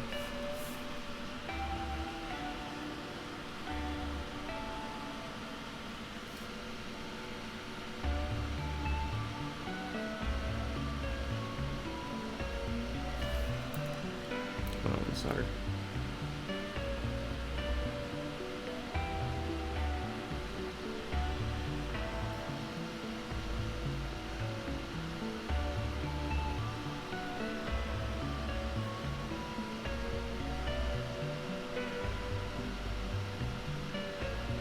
All right, let's see how we did.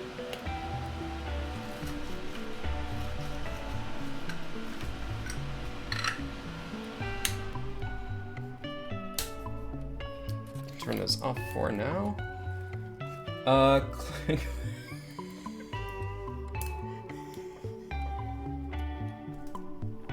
Hi. Hello. Hello back.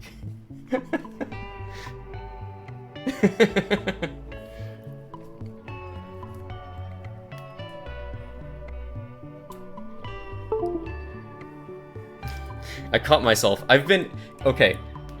There's somebody else in this chat who has a name that definitely got me, and I did not realize what I was saying when I said it. All right, let's open up Via again.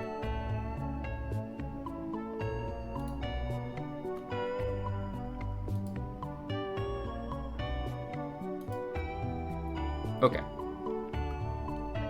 Hopefully you guys can see that. Take some water.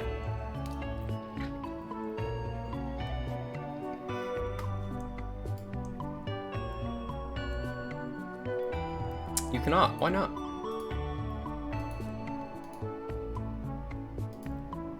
Via.exe.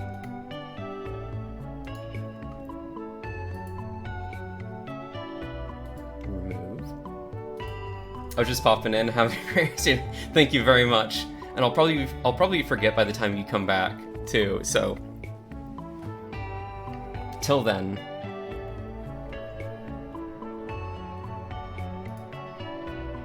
Add window capture via. Ah, right.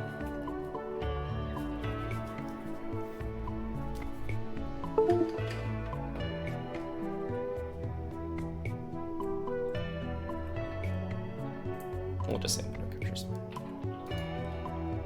No. No.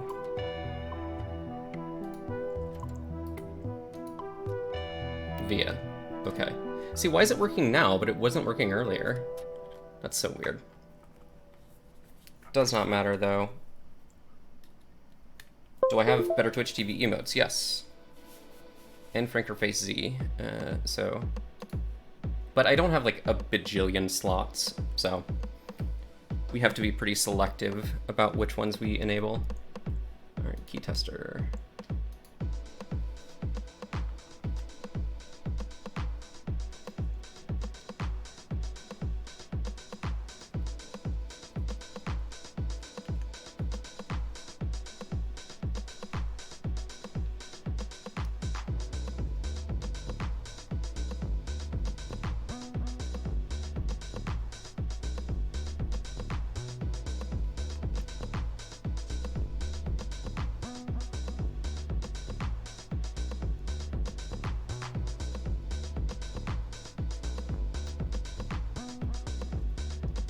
All right, we did our job.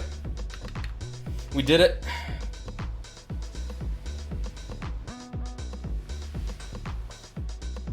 Ugh, just had to stretch. But that right there is an HHKB layout.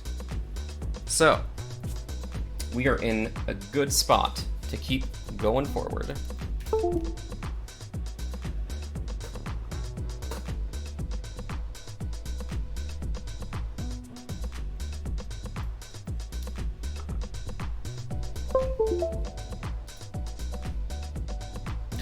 And then this again. All right, fine, whatever. Hey, Alex, what's going on? We are building a Polaris, and it is going exceedingly well.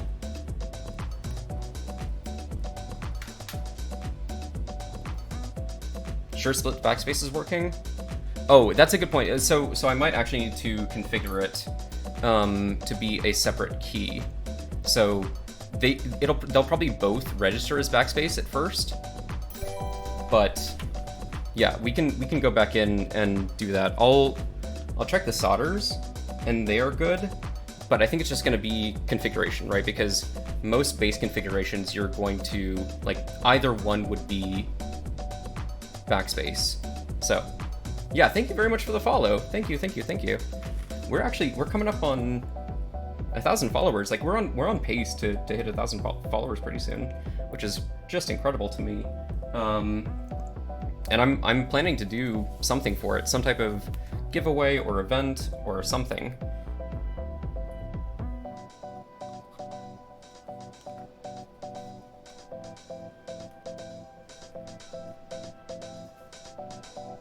All right, now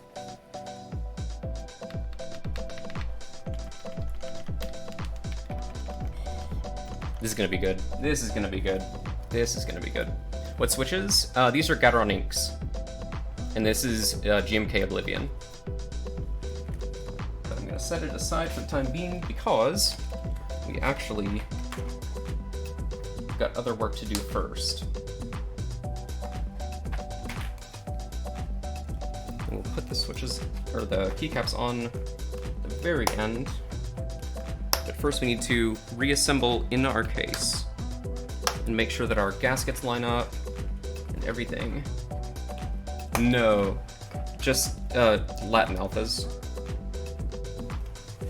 I wish I was fancy enough. But alas, I am not.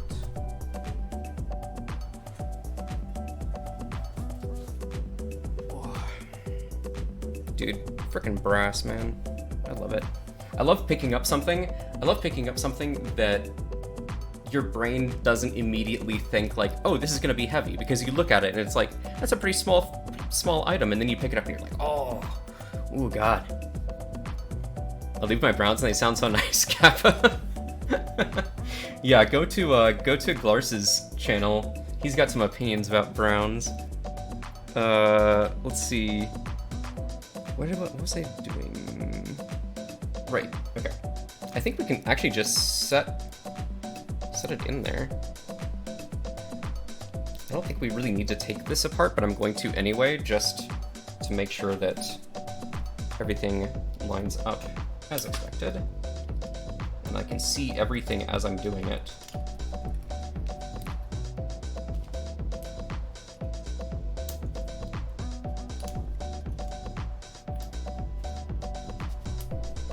Density is OP. I agree. So I don't know if we have any D&D people in the chat, but I have a campaign that just wrapped up last night, and I was a very dense dwarf. I was 3'9", 316 pounds. It's a very dense dwarf.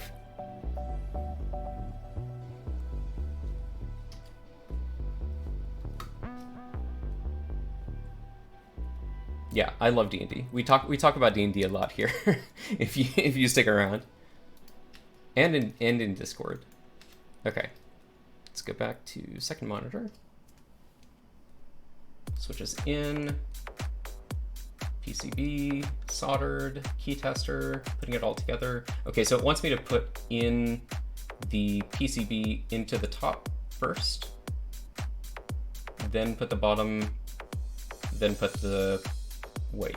Okay, I can do that. That is easy to do.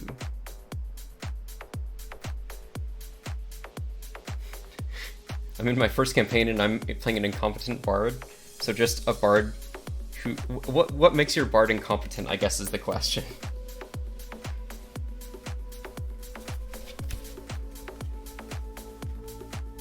How does his incompetence manifest itself?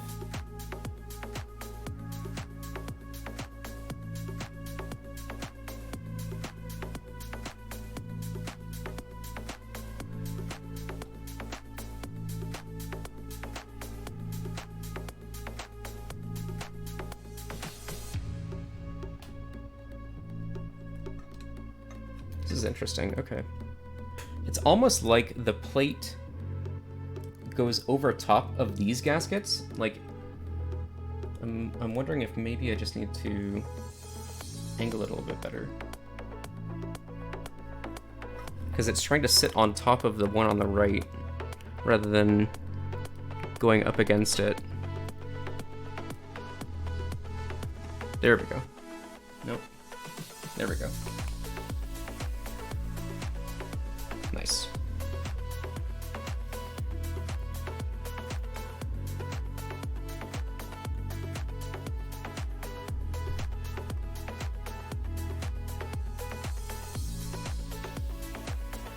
I thought my friend played D&D because he said D&D in her status.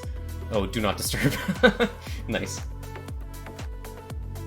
Yeah, we're coming up to the end of the build. And then we're gonna do a super secret sound test afterwards, and I'll have to like make a real kind of video about this, but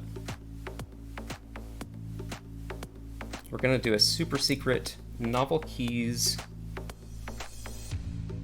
entry edition in beige, which just came in the mail in the middle of the stream.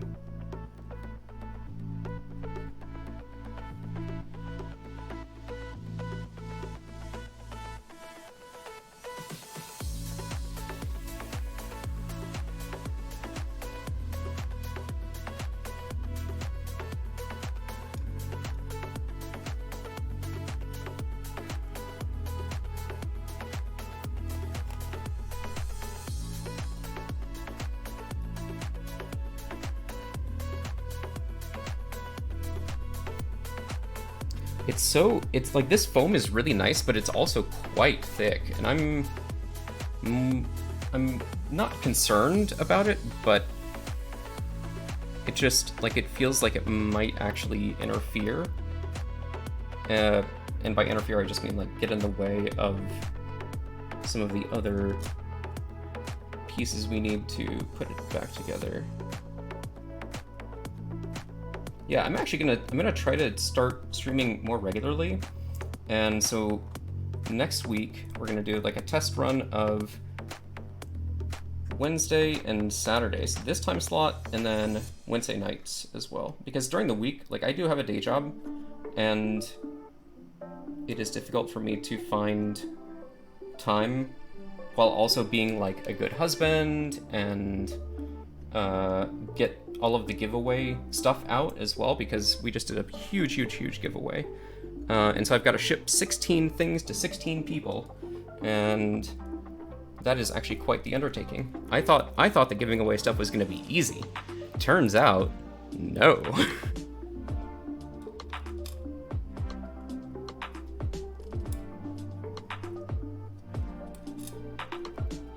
Yeah, giving away stuff is like you tell someone, hey, you can have this, and then they take it, right? Nope.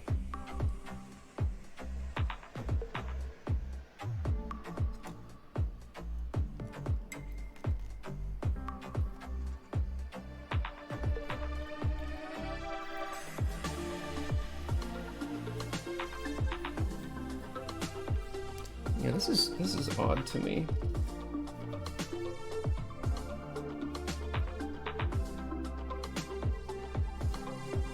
Just like the amount of space that's being taken up, it feels like I'm really having to crush. But obviously you're gonna have to do that for the gaskets anyway, so it's probably a fine amount of pressure, but it still feels kind of weird, you know?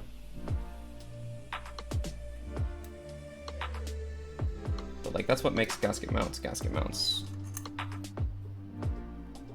International shipping is rough, yeah. I mean, and we did have people from all around the world win.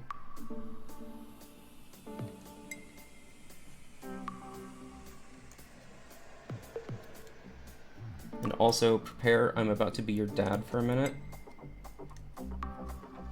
This is a very dad thing to talk about, but the order in which you tighten down screws does matter.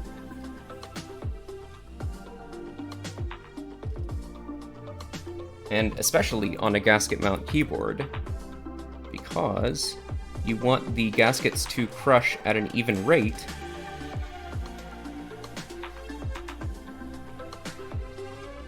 Because imagine, you've got like some gap you're trying to fill, and if you have screws on, you know, either side, and you tighten one down really tight first, the other one actually may not go all the way. Like, even if you're tightening it down fully, since you over tightened on one side, it's going to pull this side away so that it's impossible for it to actually completely close the gap.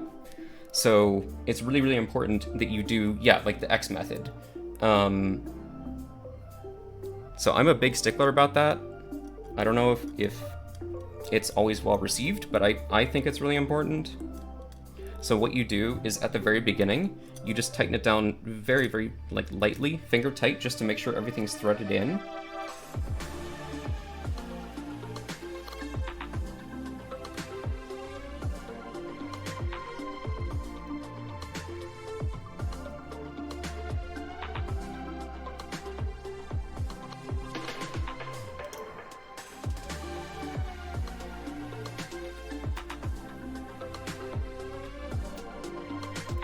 And then you're gonna go back, and since you have like a big, like you have a bunch of them, you can't, like, you can do X if you want, but it's probably just gonna be like 1, 2, 3, 4, or hang on, let's see, 1, 2, 3, 4, 5, 6, 7, 8, or something like that, like a big X and then a smaller X inside. It's really hard once you get outside of, you know, an X pattern or a star pattern to just decide, but that's what we're gonna do. We're gonna do big X and then little x, because the outsides are going to influence the insides more. Nikolai the lizard. Hello. 1.5 to 3K for, oh, how much? For a full PC setup. Oh, I see. Desk chair, 144 hertz, 1 millisecond response, refresh rate, and a new headset. That's actually, like, even on the oh, well, for a custom keyboard, as taking 750 of that, yeah, 1.5 to 3 is pretty reasonable. If you were just talking about like a PC that, like, without any really high-end peripherals, you can build a lot for $1,000 these days, USD.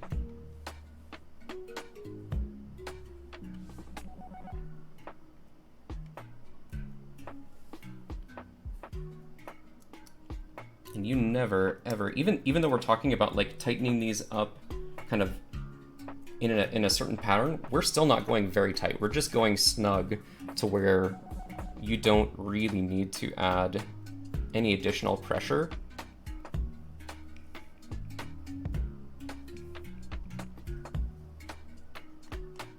It's like you'll hit a resistance point and then, like, don't turn any more than like a quarter turn after that, right? So like, here's our resistance point on this guy, and I'm just gonna go like that, and then we're done. So that was not even a quarter turn, that was like an eighth of a turn.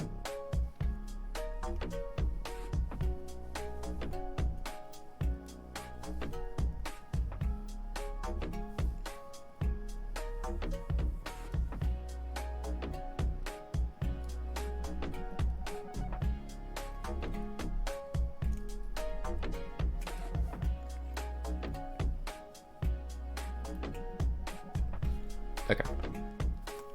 Yeah, the foam kind of worries me, just because, like, it's not directly over the LEDs, but it's close enough. So I think it's gonna be fine, but like I still get worried.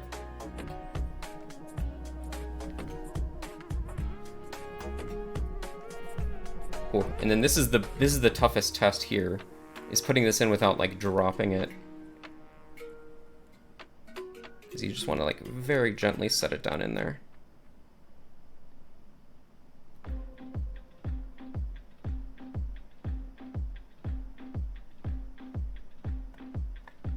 Okay, nice. And here are bigger ones. buttons.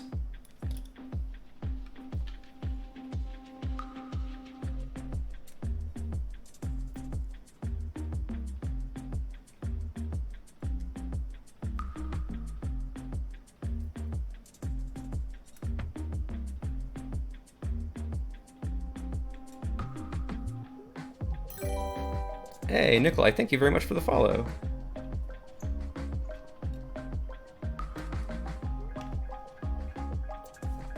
And I'm just going even looser on these because they just don't need any pressure whatsoever.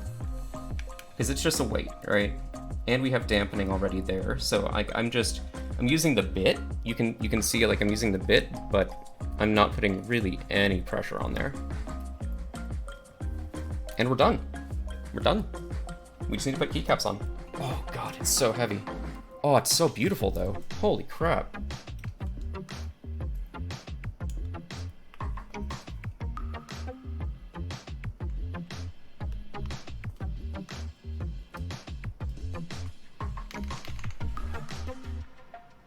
Keycaps. I need you. I need all of you. The Polaris is 3 pounds 11 ounces built. Not bad for 60%. No, not bad at all. How much did this keyboard cost total with keycaps? So I bought this at group buy price, and it was $265 shipped. The gateron inks, I don't even know, maybe another $70 plus, like with lube. And then the keycaps are 110-ish, 120. So, like yeah, the board was only $265 during the group buy, which is crazy because now it's going aftermarket for so much.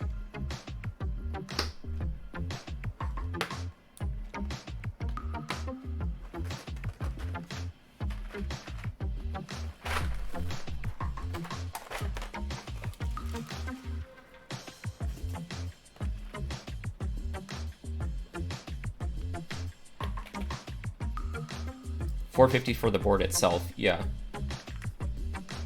75 cents per gate ink. I honestly don't remember. God, this is gonna sound so good. I can hear it. I can hear it preliminarily. Even through my headphones, I can hear it. It's gonna sound so good. Oh my gosh. Yeah, he lost money. He literally lost money. AIO3 lost money for producing this, and that's why it's so sad to see so many people profiting from it.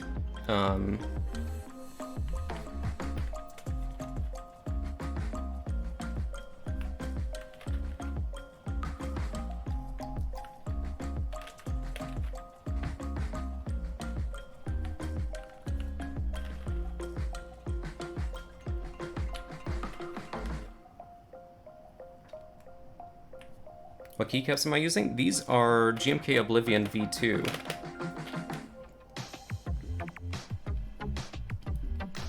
And this is the monochrome base set. So I opted to not get the Git edition, which has kind of like the colorful, more colorful Git legends, or text mods, I should say. Uh-oh, uh-oh, sorry. If you ask for permission, I can permit you. I'm sorry though. Usually links are not allowed unless somebody asks for permission. No offense, I just like I've heard too many awful SoundCloud raps from people who come in and drop links. I just can't do it anymore.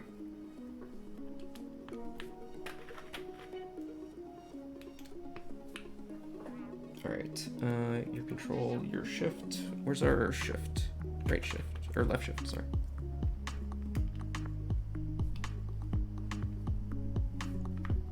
God, this is gonna sound so good. Oh wait, I already had a shift out. Hang on. Huh.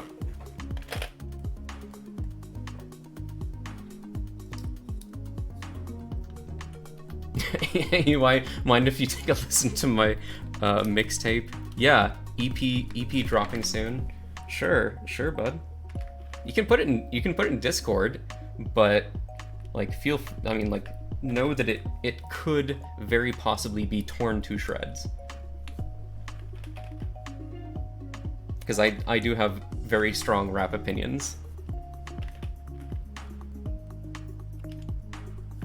No, I know you're kidding.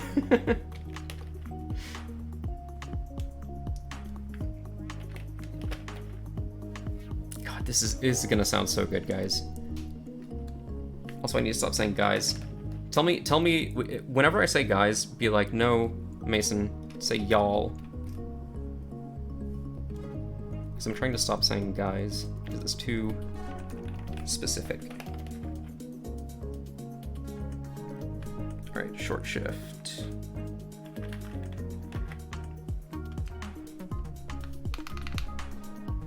Then meta.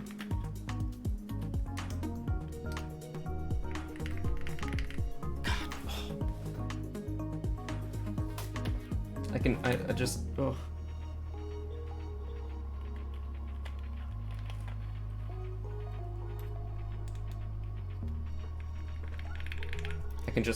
Oh.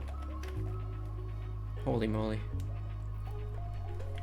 I don't know why I skipped the number portion. That's kind of weird.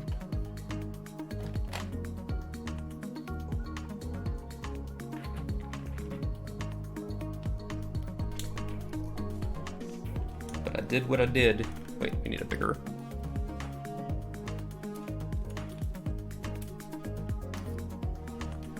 Yeah, I mean, that's just kind of the nature of things, Tobias. I'm not torn up about it, though.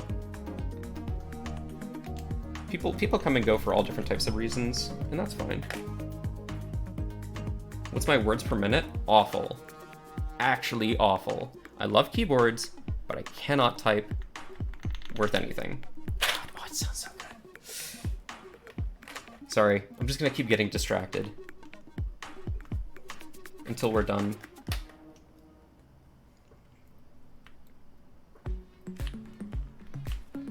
Giveaway or no giveaway, your content is always awesome. Thank you for saying that. 20 range, 40 range, 50, like 50. Like, I can type. I'm not a hunter and pecker. It's just that, like, it's not Nathan Kim level, you know? But I get by. I don't know, I don't need to type fast for any reason.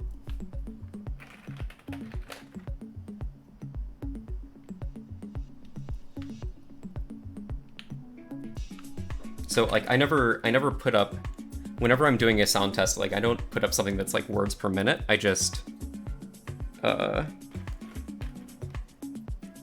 don't know. Goodness, that looks clean. Oh, it's gonna sound even better too. I can't wait. All right, what was our? It's like we have this guy, but then who's the last one? I always forget.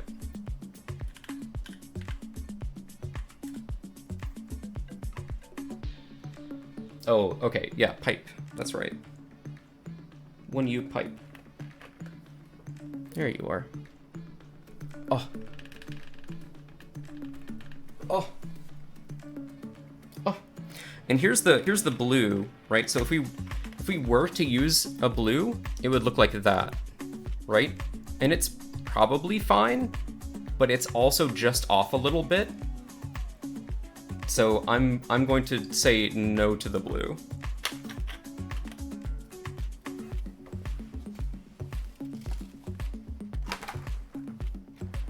And we're gonna set this aside. No blue, all gray. Yeah, agreed.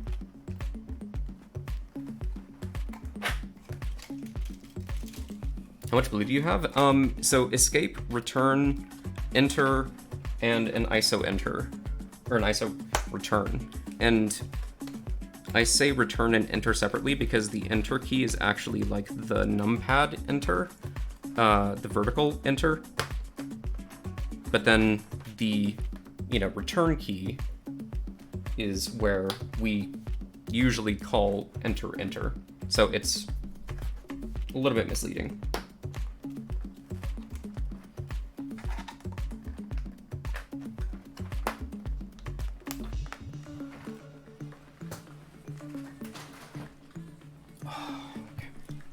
Cleanup time, cleanup time.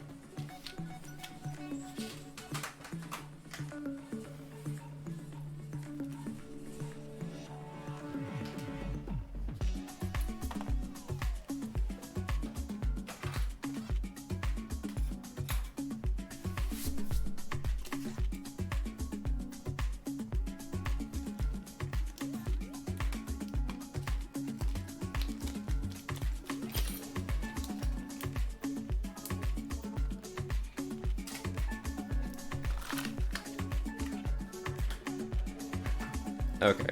Alright. It's time. It's time.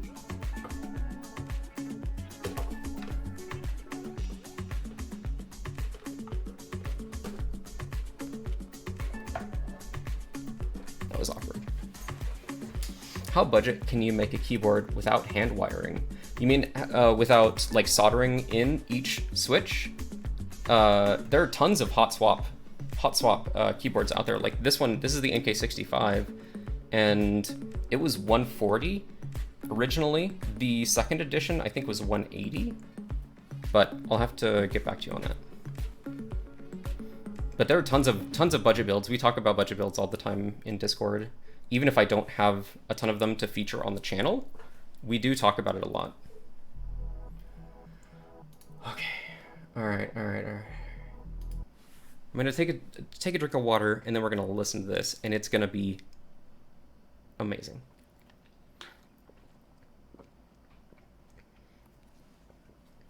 I'm gonna have to take out my headphones for it too.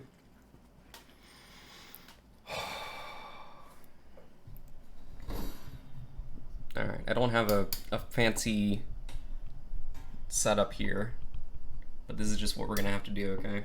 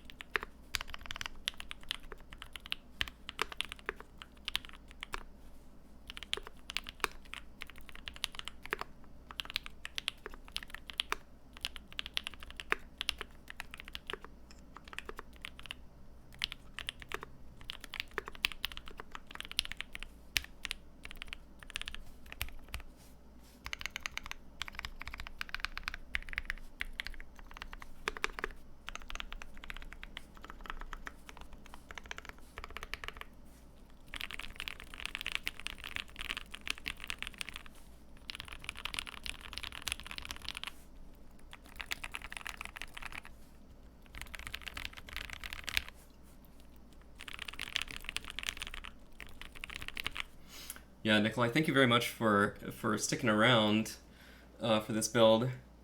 Ton of fun. Sounds amazing. Oh. Top alphas sound like rain in a window.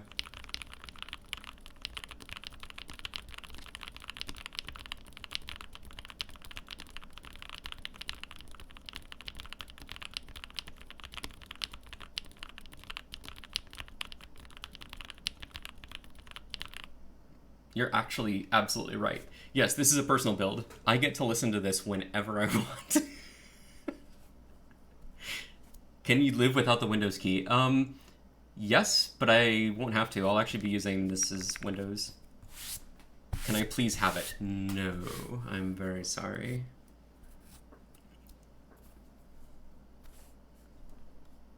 You could rebind Windows key to a layer? Yeah, you could. Absolutely.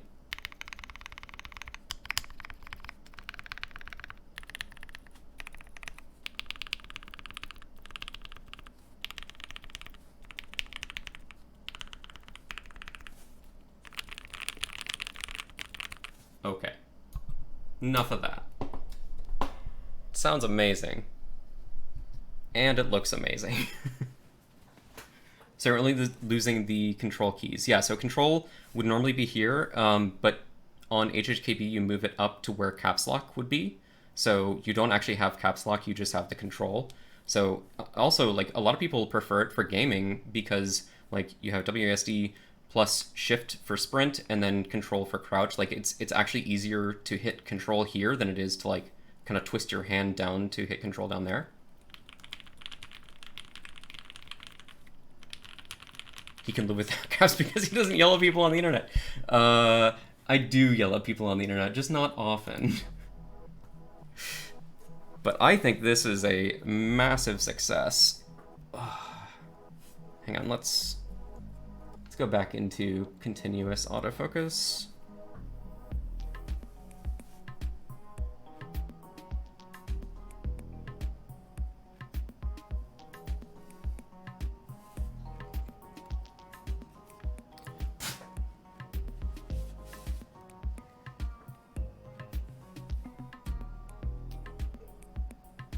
Hi, YouTube. Yeah, the symmetry, that's what gets me. Can you do stepped caps for HHKB? You can, but I wouldn't.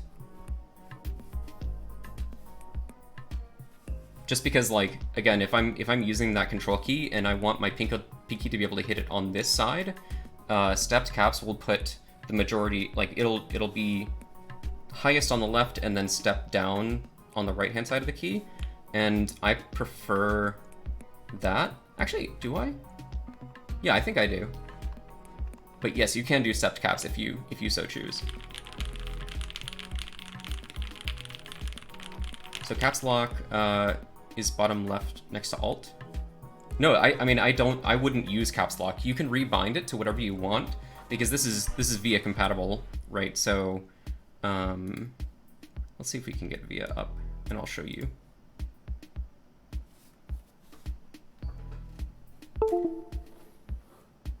Will you miss the arrow keys? Yes. I mean, I do have boards that have arrow keys, but I don't always feel the need for them. Also, I think this still has the red LEDs on, so we're gonna have to get rid of that.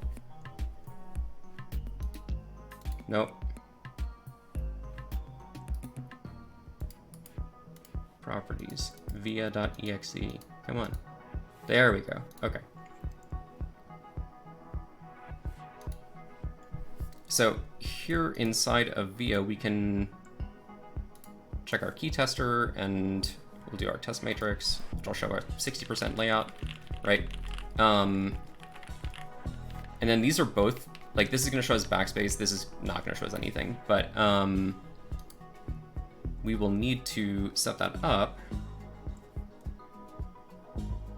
But like, you can kind of see, like, if we wanted this to be not pass through, but because M0 right there just means like it's gonna let you go down to the next layer, but we want that to be control. So we would say we want you to be left control, left shift, and then you're nothing. So we can make you pass through or just nothing. It doesn't really matter. Left win, alt, right win, you're nothing. Right shift, delete, no. We want you to be pass through. We want you to be delete. Where are you? Or backspace. It depends on which one you want. Like, you can put backspace up on the top layer if you want. You can put delete down here, but that's personal preference. So actually, I think I'll probably I'm gonna mess around with that, but right now I'm gonna leave it as backspace because the key, like the key that I've put on there, the key cap, says backspace, and I'll probably remember it as that. But essentially, yeah, you can set it up however you want.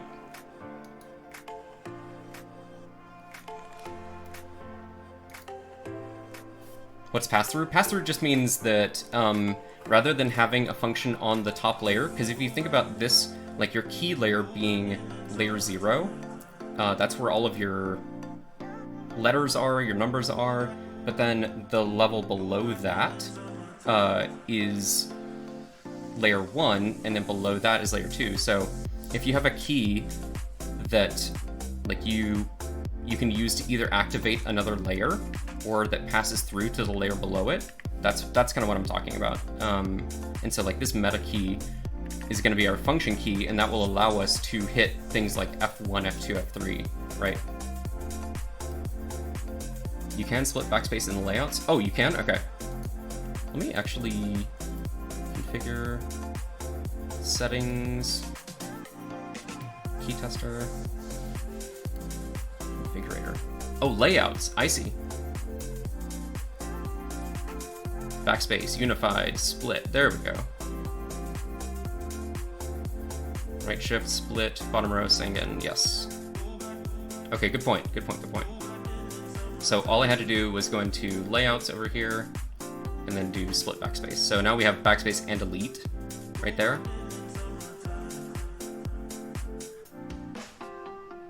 How do we do this? I want to go back to, I guess, key map. Actually, in key tester, does it now recognize it as, yeah, okay, now it recognizes them as separate keys, so that's good. But I'll just mess around with this a little bit. I'm not going to do that on stream. I don't think that's necessary.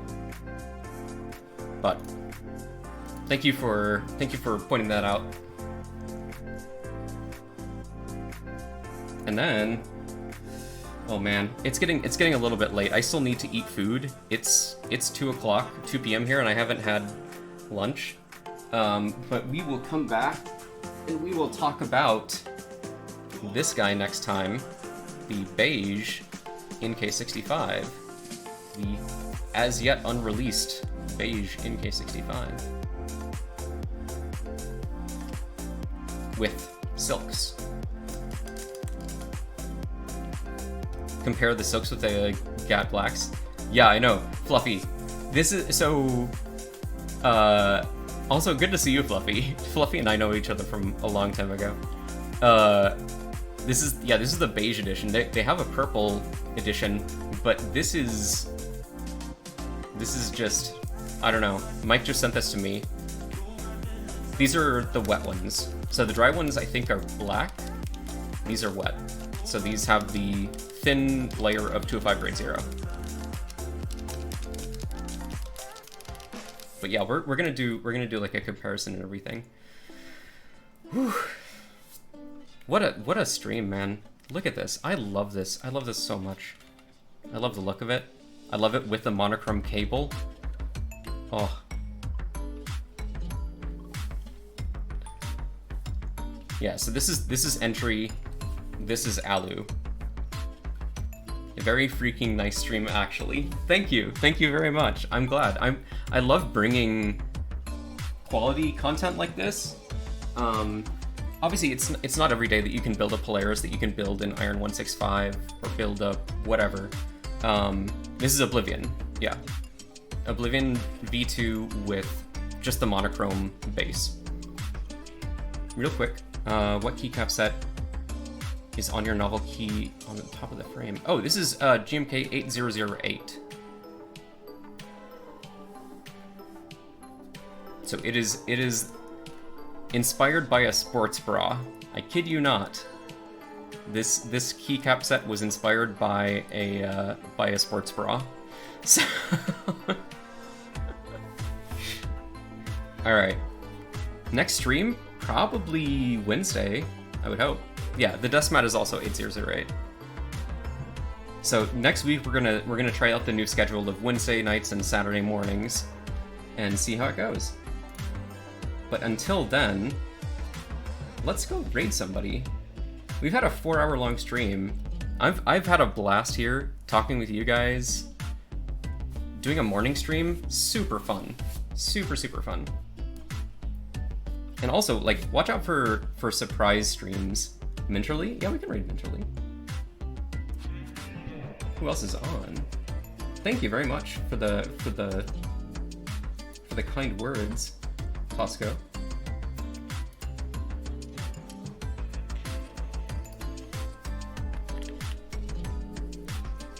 All right. Let's go raid Mentorly. Give her some love.